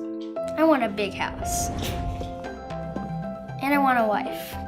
And I want my own business. And I'd like my kids to run the place someday. I want to retire knowing we did it right. We want to know that it's been worth something. It's worth everything. Be intentional about your worth. Farmers National Bank Wealth Management 360. Welcome home. The best things in life happen at home. And the best place to furnish your life is at Sheely's. I'm glad we got the bigger home. With the widest selection of styles and savings. You're home, little one. Because at Sheely's, we know it's the moments we spend together that change us forever. Look who's home! Sheely's, furnish your life. Crestview with its first possession of the second half, taking over at its own 25-yard line. Their quarterback is 15. Dylan Huff, number 9, is his favorite receiver. And the prime running back is number 26, Andrew Janssens. He's got it now. He breaks probably 4 or 5 tackles getting into the second level and is finally dragged down just short of the 40-yard line with a first down. Boy, you aren't kidding. He broke 4 tackles, and they had him dead to rights right at the line of scrimmage, but Janssens keeping the legs pumping. Good run. He did that, I think, the first 3 carries of the ball game where he just refused to go down. From the 39, little confusion on the handoff. Janssens goes down. Barr dives in as though they're a fumble. South Range is signaling that it has the football, and it does. 3rd takeaway for South Range in the ball game. Actually make it 4 because they had 2 interceptions. They recovered a muffed kickoff, and now they recover a fumble at the Crestview 37. I believe that was Zap that fell on that football. Boy, that was a botched handoff that time. And yeah, 4th turnover by Crestview.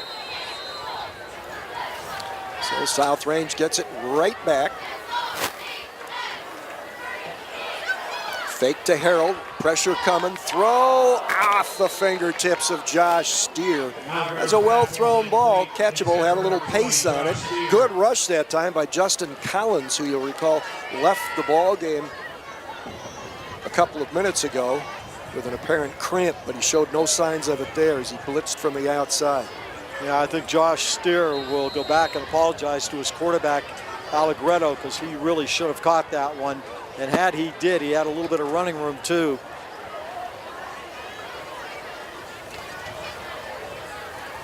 So on 2nd and 10 for South Range from the Crestview 37-yard line. Trips right formation. Fake to Harold. Nope, he did get it. Thought Allegretto kept it. And once again, Crestview is zeroed in on Trent Harold. And again, Devin Turvey is getting credit for the tackle on a 1-yard gain. Yeah, but actually that was, he tripped over the leg of his left tackle, Jordan Lowry, and that's really how he fell down. So give Lowry credit for that one. It's almost like scoring a basket for the other team. Oh, great throw on a good pattern by Ryan Davenport. He has his legs knocked out from under him inside the 20.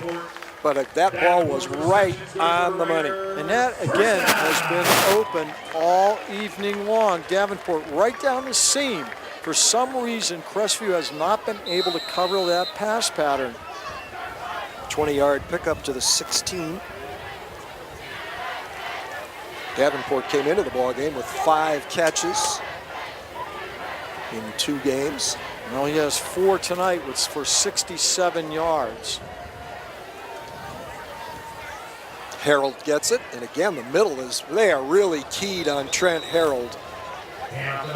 But that kind of jam at the line of scrimmage can also create some opportunities through the air, as Isaac Allegretto has proven. Loss of 4. Yeah, they really have, like you said, Jimmy, have keyed on Harold. He's about 4 or 5 times tonight he has lost yardage on carries, which you normally don't see that happen with him. He's usually at the line of scrimmage and picking up positive yards, but Crestview's done a really nice job of containing him all evening long.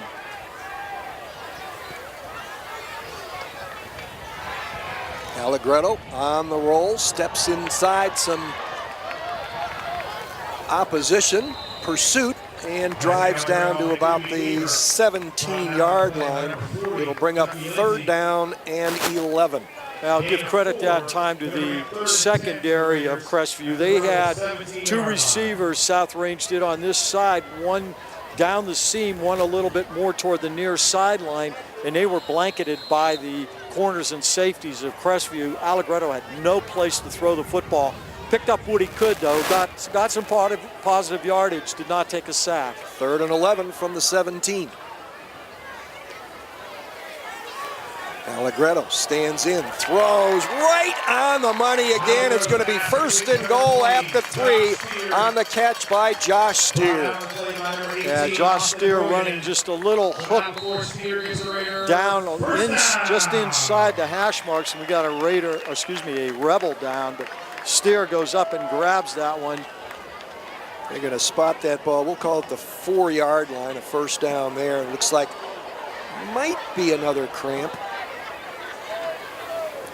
Let's hope. Yeah, exactly. Let's hope that it's nothing more than that. Well, players are getting liquids now. There's a timeout on the field with 5:29 to go in the 3rd quarter. The score remains South Range 35, Crestview 14 on the Sports Radio 1240 High School Football Game of the Week on Armstrong.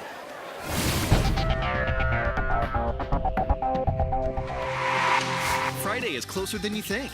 That's because Pizza Hut delivers the good times anytime. Whether you're craving classics like pepperoni or just looking to mix it up, it's never been easier to bring everyone to the table. And it's all delivered right to your door because no one out-pizzas the Hut. Welcome to K105, your hometown station with the most country music in the morning. That means more Lou. I can't move when you move. More Gary. I'll have to hang you out to try. More Blake. And I'm just a guy with the girl everybody wants to know. More Kenny. Put me on the cover of the Rolling Stone, uptown, down home, American Kid. On a powerful, static-free signal you can hear everywhere. 105.1 FM, K105. The only thing better than pizza is free Pizza Hut pizza. And only Hut Rewards lets you earn free pizza faster than ever by giving you points on every dollar you spend online. You can earn a free pizza in as little as one order. Sign up today at pizzahut.com. No one out-pizzas the Hut. First and goal, South Range from the Crestview 4, already leading 35-14. And again, they got this football on a turnover, a fumble on a botched handoff. It's the 4th turnover of the game, and I believe it's the 5th time that they have started driving in Crestview. Garrett, motion to a set in the backfield. Trent Harold gets it. This time he won't be stopped. Plows into the end zone. Touchdown, South Range. Yeah, I give credit to the offensive line that time. They just completely manhandled the defensive line of Crestview, driving them off the line of scrimmage. Harold pretty much walked, and there was a huge hole there. By the time he was touched, he was already at the 1 and then came into the end zone. So on to attempt. His 6th extra point of the game is Logan Weaver, who was 8 for 8 on the season coming in.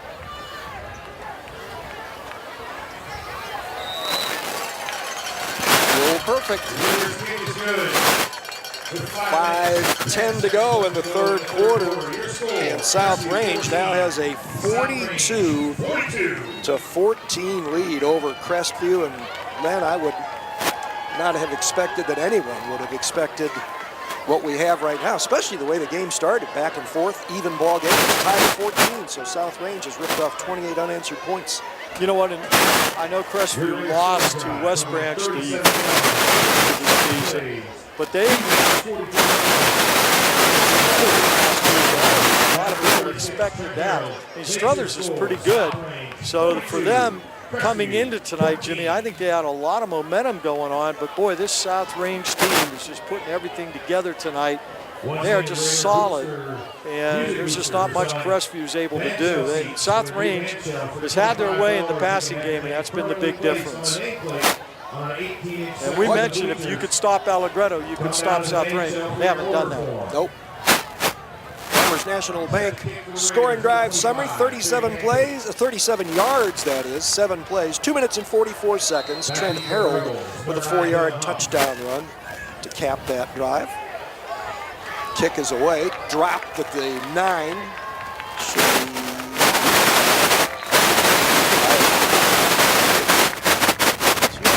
Huff. That's actually the quarterback that ball.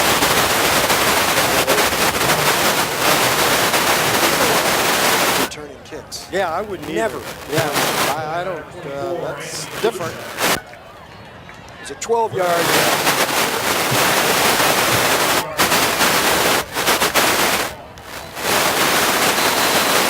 Starts at the 21-yard line. Now Barr has not had a good night passing-wise. He is 4 of 12, 2 interceptions and just 1 touchdown. So you need to pick things up a little bit for Crestview to even have a chance. There's an offside call against South Range.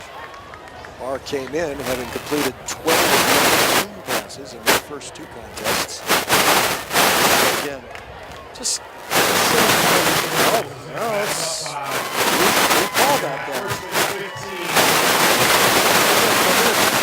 Line of South Range was offside, but it was actually pulled offside. That's 9 penalties, Jimmy, for 85 yards for Crestview.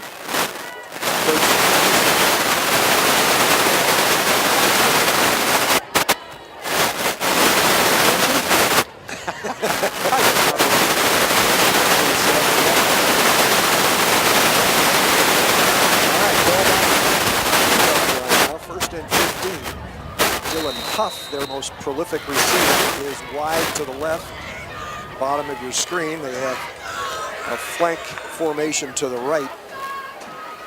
And Huff is going to be the intended receiver, makes the catch, and is spun out of bounds immediately by Josh Steers. Well, that may not seem like much, picking up 3 yards, but that's kind of big for Barr because he hasn't been on target, so you can start off small. Huff's been his favorite receiver. Huff does a good job using his hands rather than running the ball. He is the middle man in a trips right formation. Ball handed off to Andrew Young. Huge hole already across the 30 and out short of the 40. Great job by the offensive line in the run game that time. Yeah, no doubt about it. Again, using his vision. As he's running down the field, he's looking to set up a block by the receiver downfield, picking up that 18 yards. Ball at the 37-yard line.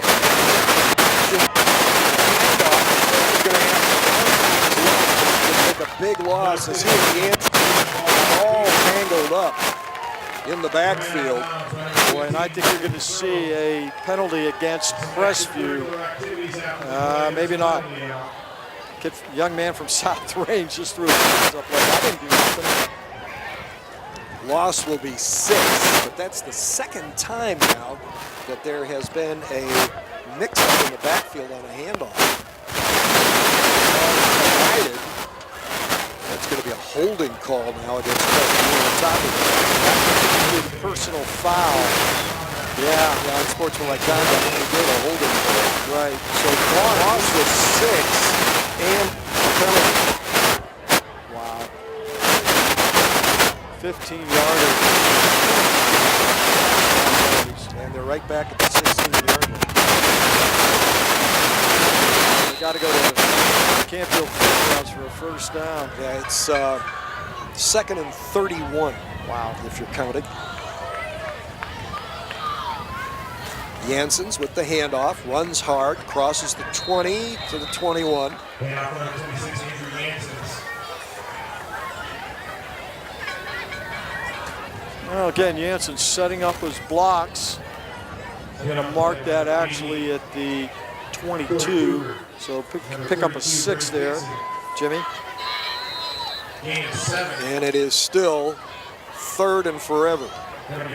They're at the 22, and they've got to get to the 47. So 3rd and 25.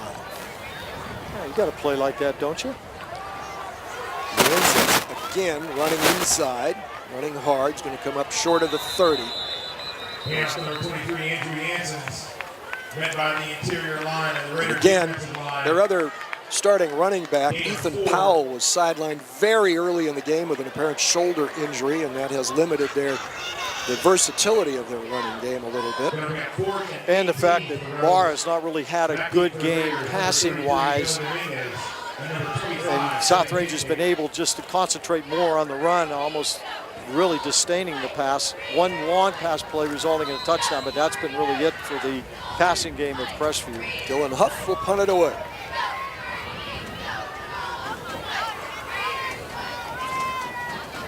Good snap. And kick coming up, and the ball bounces off the receiver, goes right to a Crestview player, and the Rebels over near midfield. Covering that fumble for Crestview, number 7, Gabe Cusick. I would imagine that's a relative. Coach. Yeah. He has 2 on the team. Good for him. So a South Range turnover. Right at midfield for Crestview. I think there is a case of not getting their hands to the football. Yeah, that thing bounced forward like 13. So, well, you know, it's well inflated though. So a fresh life for Crestview. I think that one's got to be against Crestview. Well, the odds, based on the ratio of occurrences so far in the ball game, are true. Yep. Back to their own 45-yard line. 1st and 15 for the Rebels. They keep this up, they're going to put a 100-yard penalty. yardage. They're going to get more penalty yardage than offensive yardage. Boy. By game number 3, you would hope that you could minimize some of the mistakes that you make in game number 1. I'm not sure Crestview's done that. Matter of fact, I can almost bet on it. That young running back I mentioned that replaced number 3, Kane McIntosh, is in the slot on the left side. Big throw, bounces off the hands of Dillon. That ball may be overinflated. That thing took off like it was shot out of a cannon when it went off Huff's hands. Imagine trying to catch it. Well, and here's the other thing. I think he threw that just a little bit too hard. You know, you're running a sideline out to the sideline, the hash mark that you're on. You got to throw a little bit of touch on that ball, and he just fired that thing. If I'm Huff, I don't even want to get my hand on near it. 2nd and 15. Huff is the middle man on the trips left set. Fake handoff to Janssens. Barr keeps it, and he's going to be pulled down for a 1-yard loss. Yeah, nice job by the interior of the South Range defense that time. They didn't even pay any attention to the fake by Barr. Well, here's the thing, too. When you've got a 4-score lead, you know, you can let it rip a little bit. You can, and when you feel that the team that is down by those scores isn't going to come back at all. They have no threat right now, and he makes it even easier. Barr steps up nicely, throws deep. Can Huff get there? He did, but so did the defender. Incomplete. That pass was out of bounds. We got a young man from South Range down. The ball was actually intercepted by Ballantine out of bounds. Yeah, the ball wound up bouncing away, and Alec Ballantine actually was beaten for a moment as Huff really turned on the jets going down the sideline, but Ballantine got the inside position and did a great job. You know what, and that's an interesting matchup because Ballantine is 3, so there's no difference in the height given up. Let's see who that is down there. I'll have to wait. Yeah, that's a long ways away. People around him. 2:16 to go here. South Range, which has put up 28 unanswered points since this game was tied up. The game got off to a wicked start as Crestview took the opening kickoff and drove 76 yards in 15 plays, used up over 7 minutes to get the lead. Crestview came, or South Range rather, came right back with the help of a 31-yard kick return, a penalty against Crestview. His first possession of the 42 and 2 plays later. Raiders were in the end zone on a 21-yard pass for Armstrong.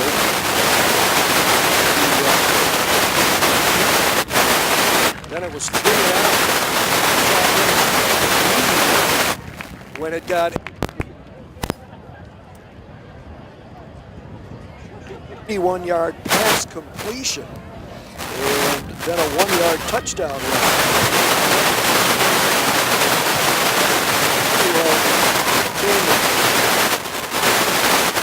On a 3-play scoring drive, an 86-yard pass, catch, and run between Stephen Barr and Dylan Huff got him in the end zone.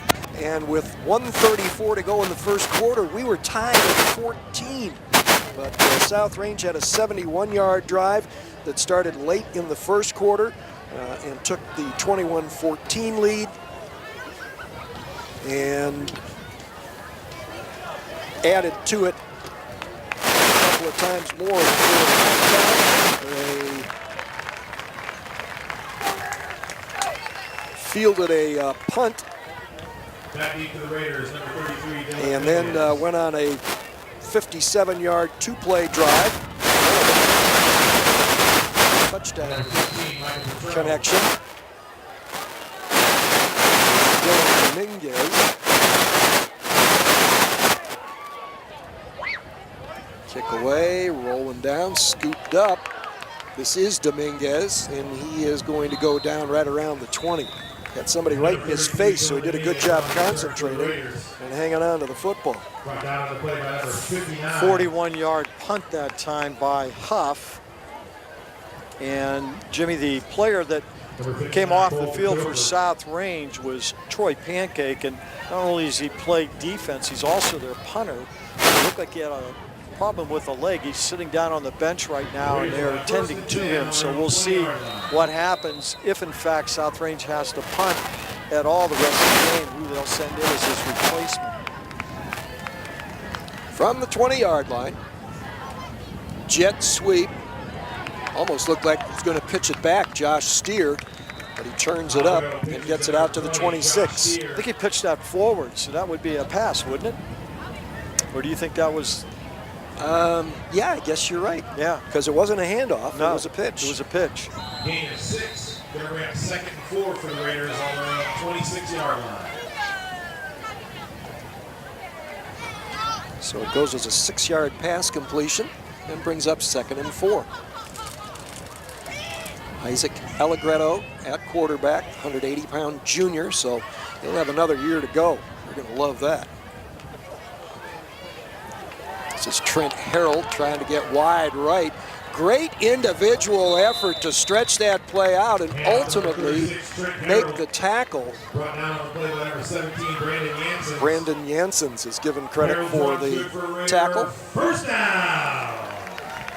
But also give credit to Harold, too, because he had a blocker in front of him. And again, Jim, we talk patience. I know that we've used that word quite a bit, but that's exactly what he did. He followed his blocker, stayed behind him, and was able to pick up first down yardage. Wound up gaining 8. Ball's at the 34.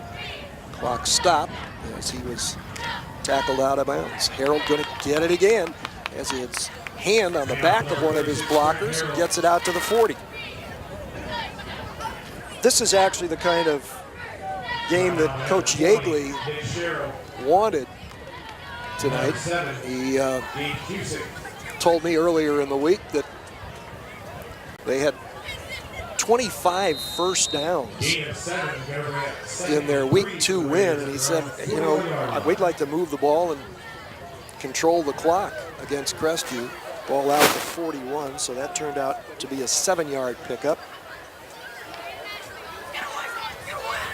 And wide open off some good blocking, Trent Harold, and another nice open field tackle by Brandon Janssens at the Crestview 45. Yeah, like you said, perfect blocking that time by the middle of the South Range offensive line. There was a hole that you and I could have ran through. That was well blocked that time. 14-yard pickup, first down, South Range at the Crestview 45.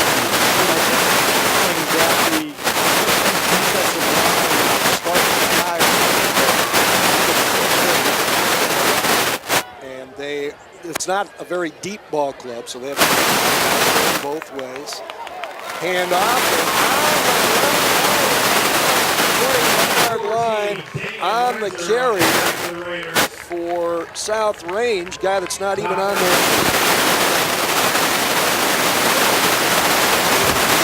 Running back. Well blocked again that time, and Windsor, he never got touched until he was in the secondary. And that will be the final play of the third quarter. Was not the wild, wide open stuff we saw in the first quarter, but it's the Raiders who go to the final 12 minutes.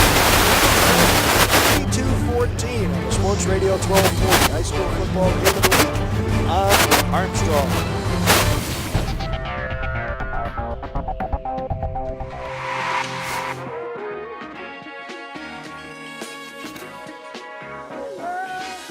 Eastern Ohio's largest, Donnell Ford Lincoln of Salem is located just off Route 14, where our trained professionals are here to help you have the perfect buying and servicing experience. Visit us online at donnellfordsalem.net. Part of the Flynn Auto Group. Drive your future today. Armstrong would like to say thank you for your generosity and donations to our Healing Heroes initiative. With your help, we've raised the funds necessary to train 10 service dogs from Guardian Angels to be donated to area veterans suffering from disabilities such as PTSD and brain injury, among others. If you or a loved one are a qualifying veteran and would like to apply, please visit medicalservicedogs.org and click on Applications. Together, we can unleash the power of hope, the power of giving, the power to heal. So, where do you think you want to be in 30 years? I want a big house. And I want a wife. And I want my own business. And I'd like my kids to run the place someday. I want to retire knowing we did it right. We want... To know that it's been worth something. It's worth everything. Be intentional about your worth. Farmers National Bank Wealth Management 360. Michael Patron, who has checked in at quarterback. Sophomore, 6'1", 185. Nice build for a quarterback. That's his second of the season. Hagley now getting in some soft, valuable. They got a pretty tough schedule. Zanesville, I think they got Louisville, they got Burnsville. Not easy for South. Louisville's off to a tough start. This is Winsler drops the football, but I think he fell on it at the 15.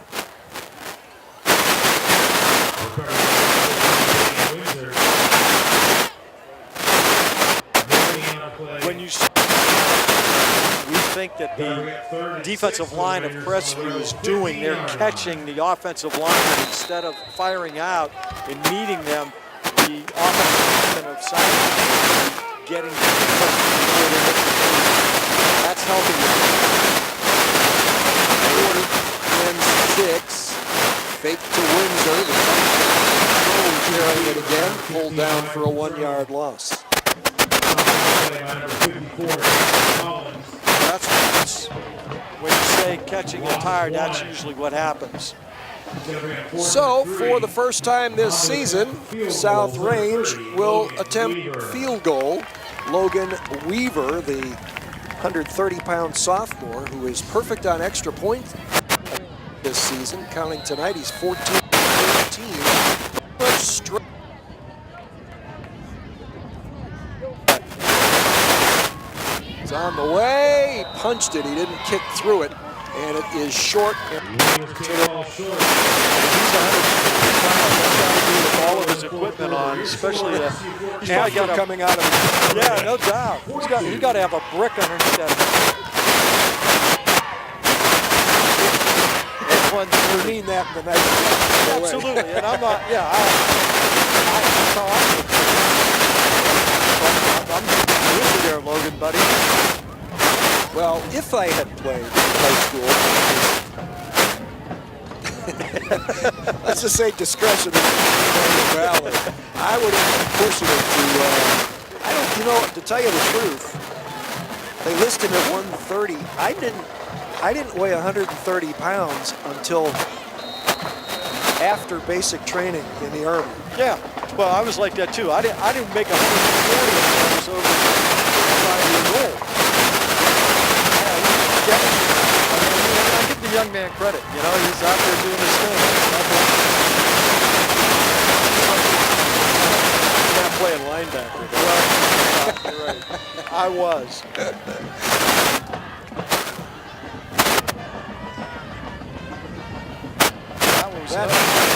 That was Kane McIntosh, and I believe that was the first carry of his sophomore season. Picked up 1. Again, a lot of new numbers out there for South Range, and Crestview just doesn't have the depth to do that. No. Fake handoff and a nice run by Barr. Breaks the tackle in the secondary. Can he win this foot race? Looks like he might. 20, 15, 10, 5, touchdown. No quit in Stephen Barr. He's in for the Rebel touchdown. 79 yards. Well, and again, a lot of subs in. I'm not making excuses for, but they had their second team defense in there, and Barr took advantage of it, breaking a couple of tackles. He was actually met about 5 yards off the line of scrimmage, but got through that one, and then it was off to the races. I don't think he was touched until basically he was at the 1. Barr settles in to hold on the extra point attempt by Brandon Janssens. Looks like he's got a pretty good leg on him, and he knocks it right through. So with 9:13 to go in the ball game, Crestview is into the deficit. It's now South Range 42, 21. Sports Radio 1240, high school football game of the week on our.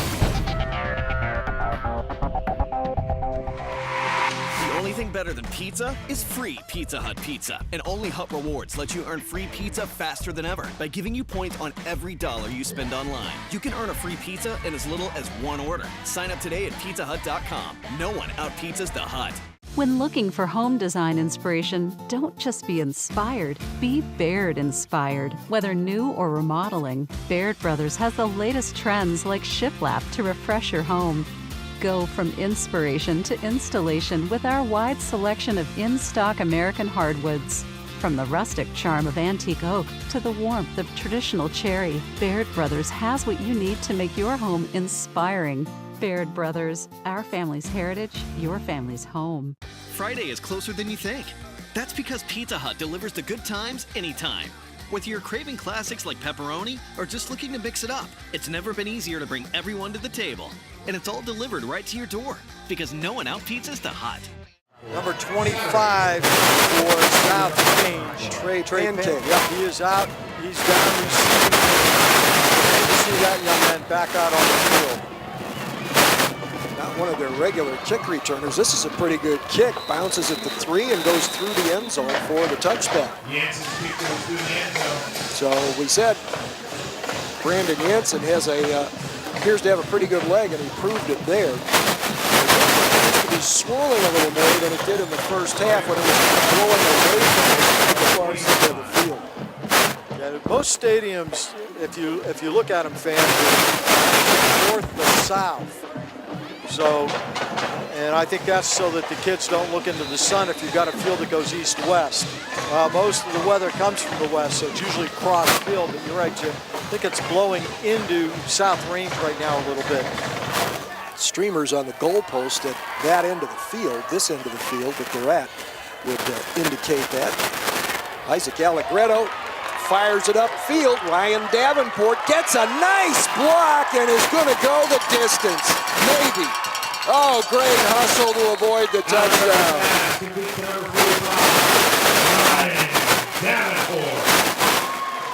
What a block out there. I think that was by Gehring, number 80. He took out 2 Rebels. Right along the sideline. Oh, man.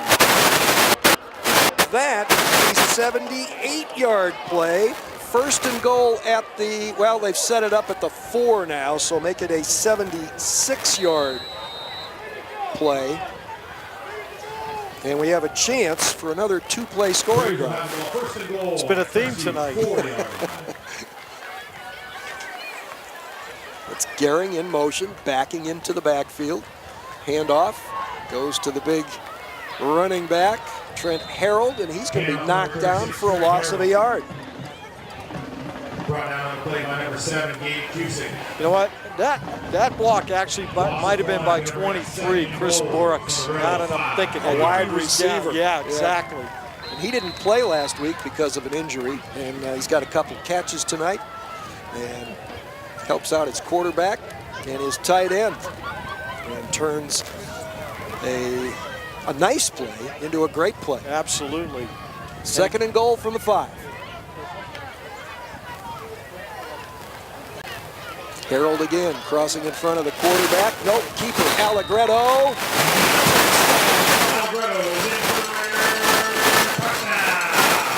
Again, when you fake it to that huge back, everybody's keying on Harold. Allegretto felt that, took it out the last second out of his arms and was able to get into the end zone for his second rushing touchdown of the night, Jimmy. Boy, and you want to talk about taking a little bit of momentum away after a 79-yard scoring run by the Crestview quarterback, Stephen Welch. South Range comes back with a 76-yard catch and run, leading to a touchdown. And another conversion attempt. No, that was missed. Yeah, missed. First miss of the year by Logan Weaver, but it doesn't appear to matter too much at the moment. And South Range in charge, 48. Farmers National Bank scoring drive Sunday, 80 yards, 3 plays, and it used 1 minute and 2 seconds. And I think Coach Dan Yeagley sent a message there. Defense, I'm going to put my first team offense back there and score. Because they had the second teamers in on the previous possession on which they missed a field goal. Absolutely. So, yeah, that sends a little message to the Rebels saying, okay, you want to play games? This is what we're going to do. Well, and as you pointed out too, after that touchdown score, what South Range didn't want to do is create the conditions for continuing momentum for Crestview. Have a 3 and out, or and get Crestview the ball back with plenty of time to play. Still over 8 minutes to go. Pancake, line drives it up the middle, scooped up at the 20. 25, things jam up there, maybe the 28. Let's see, that was number 16 there for Crestview. Joey Hawkins. Joey Hawkins, a defensive back. And they got it at the 30. There's a 10-yard pickup on the return. Well, I look and see, and it looks like that South Range again has their number 2 defense back in there. Well, they got a second life from their number 1 offense. We'll see if this second team defense can get a better stand this time. Things didn't go too well the last time they were in.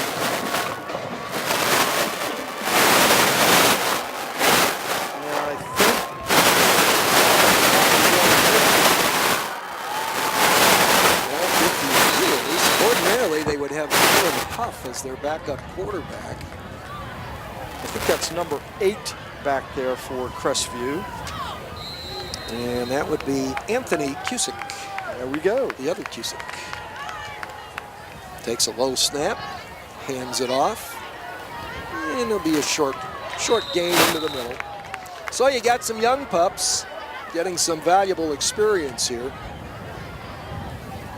That was number 29 carrying the ball for Crestview. And that is Sam Campbell. So, as you said, I think we're going to see some subs on both sides. 3-yard pickup. Second down and 7. Well, now this is about getting experience. Let's just see if you can run the offense, and we'll see what happens. Again, with no juniors, there's a quick rush offside. Logan Cormell, a freshman defensive lineman, with the infraction. And it'll make it a 2nd and 2 now for Crestview at the 28. And that's why Coach Cusick and Coach Yeagley have been at their respective schools for quite a long time, because they do things right, Jim. They really do. They run great programs. These kids respond to them. I know Crestview's a little bit down with numbers, but you're giving your backups valuable playing time. Low snap, gets away, scooped up in the backfield and trying to make something out of it. Peskovich again. And they're going to wind up losing 8. Tackle on the play by number 43, Zeb Garlow. Loss of 8. So it brings up 3rd and 10 now. And we have to mention this, Jimmy. Believe it or not, folks, this win tonight gives Coach Dan Yeagley of South Range 200 for his career. Unbelievable. And I think this is his 20th or 21st year. He's almost averaging 10 wins a year. That's phenomenal. But not unbelievable. No, because we're watching it. Exactly. We've watched it for, 19 seasons? Yeah. Roll out, throw, nice. And a nifty little move. May have gotten a first down out of it. Yeah, that was a nice play by Cusick. He rolled to the near side. Peskovich was open, and he hit him on the run. And I do believe they did get the first down. Very good.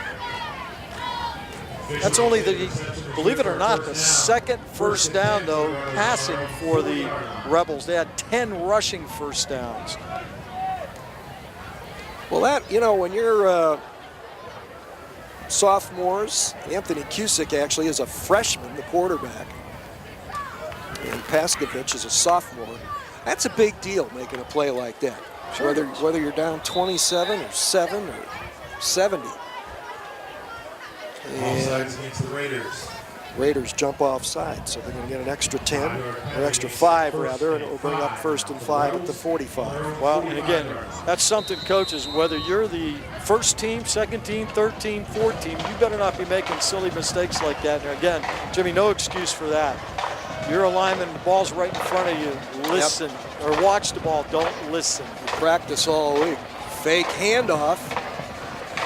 And on the run, Cusick sits down at the 47 or 48-yard line. Ian Toy with the tackle. Well, that's a name in South Range history. Toy, whoa.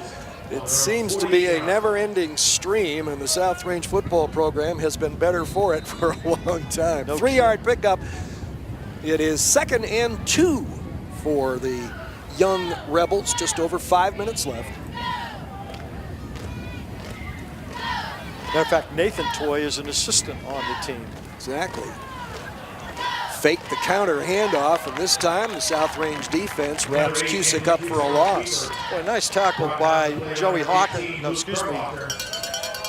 Thurnbacher that time. Good tackle. All around the ankles. No chance for Cusick to pick up the first down on that. 3rd down 3 now for Crestview at its own 47-yard line. It's the battle of the backups here in the latter part of the ball game, with South Range leading 48-21. This game was tied at 14 in the first quarter.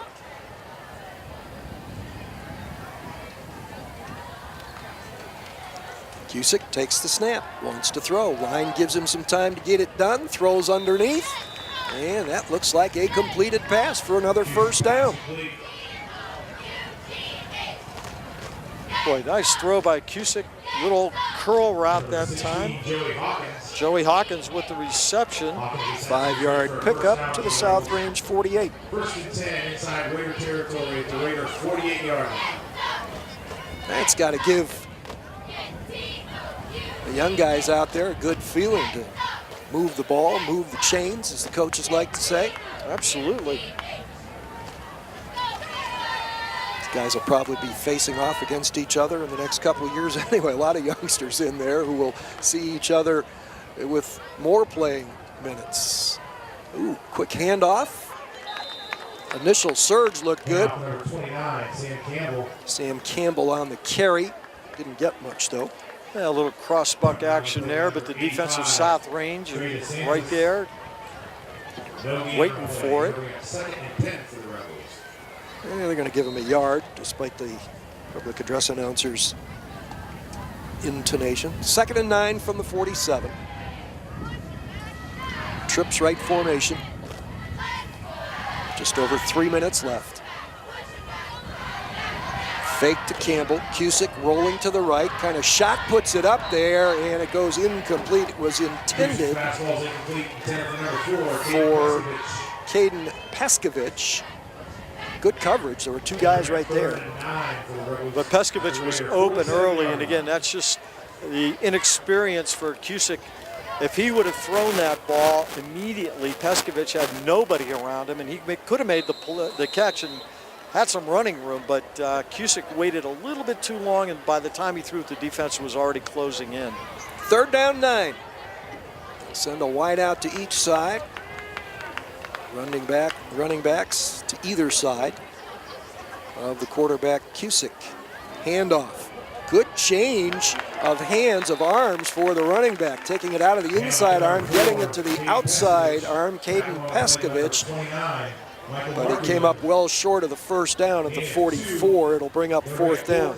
Beautiful play that time by number 29 for South Range, Michael Marculin, because Peskovich had some running room. Marculin tripped him up and knocked him down before Peskovich could actually really get going. 4th and 6. And of course, there's no percentage in kicking here. Give these guys an extra snap under fire, see what happens. Absolutely. Cusick takes the snap. And the curl sets up. Now he's going to take off. Got to keep running. Going to try to stretch it out. He's very close to the stick. And while they figure it out, we'll take a timeout with 2:05 left in the Sports Radio 1240 high school football game of the week.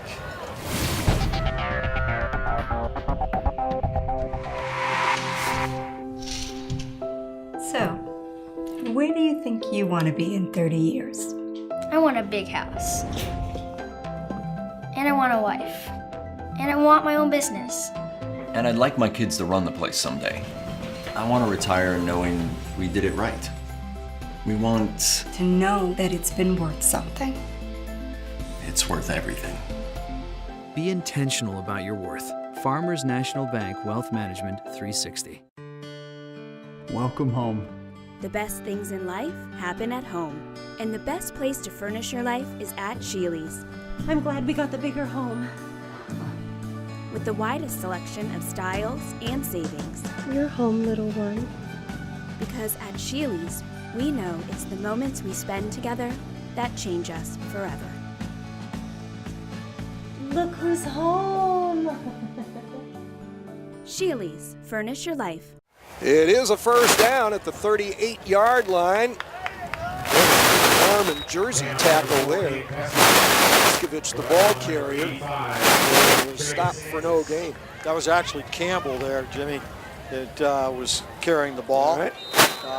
And on the previous play, Cusick was actually thrown forward by the tackler into 1st down yardage. He would have actually been short of it. 2nd and 10. And we got movement up front. We'll avoid identifying the guilty party there. Well, the Raiders offside. It was a reaction play by the offensive tackle, so I guess we can identify him. Nathan Heck, a 200-pound sophomore, jumped out of his stance. 2nd and 5 now for the Rebels. The Raider 33-yard line. Cusick straight back. Good time from the offensive line. Nice throw and a good catch, reaching up all hands. And it's a 1st down. Now looks like number 16. Pass complete number 16, Joey Hawkins. That's Joey Hawkins again. Good for Rebel 1st down. 1st and 10 at the Raider 25-yard line. It was an 8-yard pickup to the 25. That was a very varsity-like looking hookup. Yes, it was. Cusick going to go that way again. Complete and wrestled down just short of the 20. Might have been Hawkins Pass again. complete number 16, Joey Hawkins. Well, Hawkins has come in and Penalty flag on the play. caught 3 passes. 4-yard pickup, but it may or may not stand. May have heard the public address announcer. This is going to be a personal foul. Horse collar tackle. A deliberate march forward by the referee. Gets the ball down to the 11. And that's 1st and 10. And that's just because of safety reasons, folks. You don't want anybody getting a neck injury, hopefully. 1st and 10 from the 11. Cusick takes the snap. He's got a receiver, and there should be a pass interference penalty here. They're not going to call it. The defender had his hand up in the collar of the intended receiver, but no call down there. It'll be 2nd and 10 with 23 seconds to go. Yeah, that was the defensive back was pretty much draped all over the receiver, but as you said, the discretion of the officials felt that nothing. Although, do you call that? Because these kids deserve a chance to score if they get it. I understand, but it's not going to change the outcome. No. Cusick has the snap go through his hands, and he'll be dragged down outside the 20. Cusick taken out in the backfield by number 64, Cade Holmes. Cade Holmes is credited with that tackle, the 5'10" junior. And that's going to bring your game to a close. And that will be the final play of the ball game. South Range goes to 2-1. Crestview slips to 1-2. Final score: South Range 48, Crestview 21. Stay tuned. We'll have our Pizza Hut player of the game next on the Sports Radio 1240 High School Football Game of the Week on Armstrong.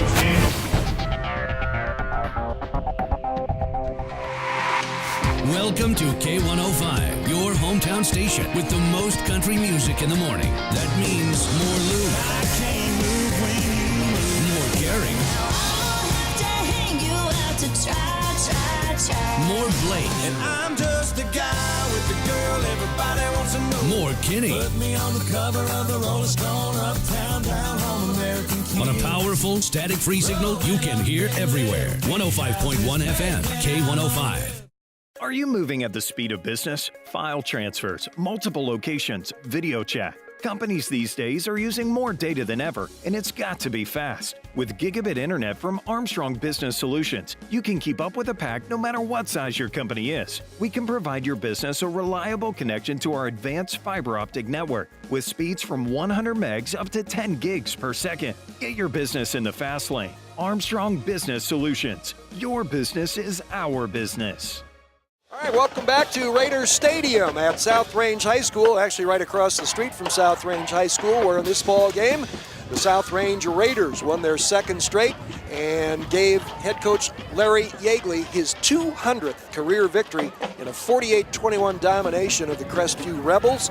The game started out much differently as these teams went up and down the field. Actually, only one really long drive, the first one of the game by Crestview, and then some quick scoring. It was tied at 14 in the first quarter, but South Range then through the second quarter and into the third put up 28 unanswered points, aided by 4 Crestview turnovers, a couple of interceptions, a fumble, and a mishandled kickoff that was recovered deep in Crestview territory. And those things very much told the story. In fact, at halftime, the net yardage for the two teams was fairly even.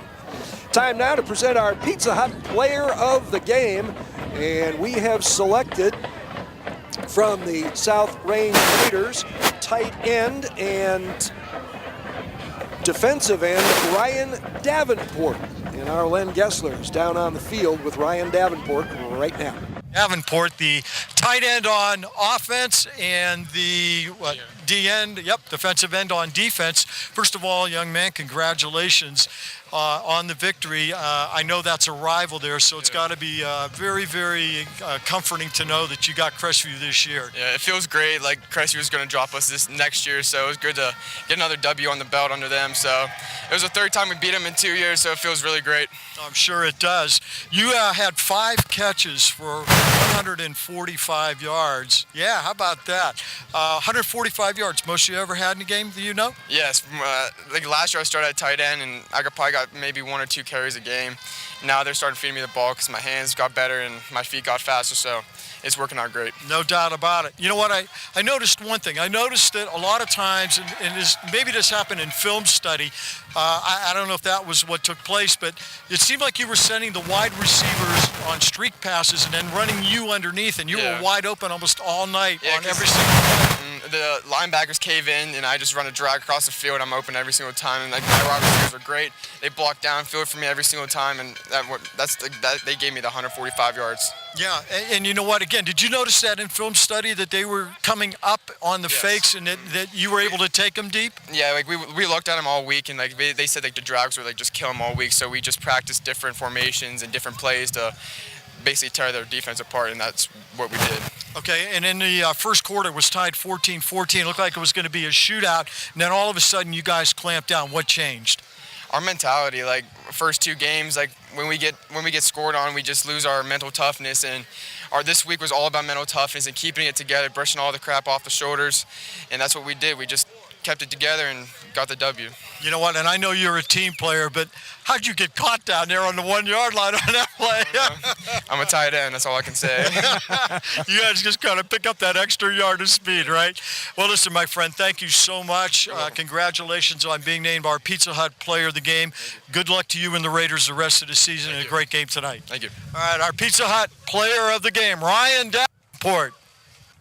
Our next scheduled telecast will take us to Fitch High School, where the Falcons will host another team of Raiders, this one from Harding. Hope you'll have the opportunity to join us for that one. I'm Jim Campbell, thanking you for watching and reminding you this has been the Sports Radio 1240 High School Football Game of the Week on Armstrong, presented by Sports Radio 1240 and Cumulus Media Youngstown. This telecast was also brought to you in part by Baird Brothers Fine Hardwoods, Farmers National Bank, Pizza Hut, Donnell Ford Lincoln Mercury of Salem, and by Furniture and Appliance, this week's official South Range Raiders sponsor. Thanks again, everybody, and we'll talk to you next time.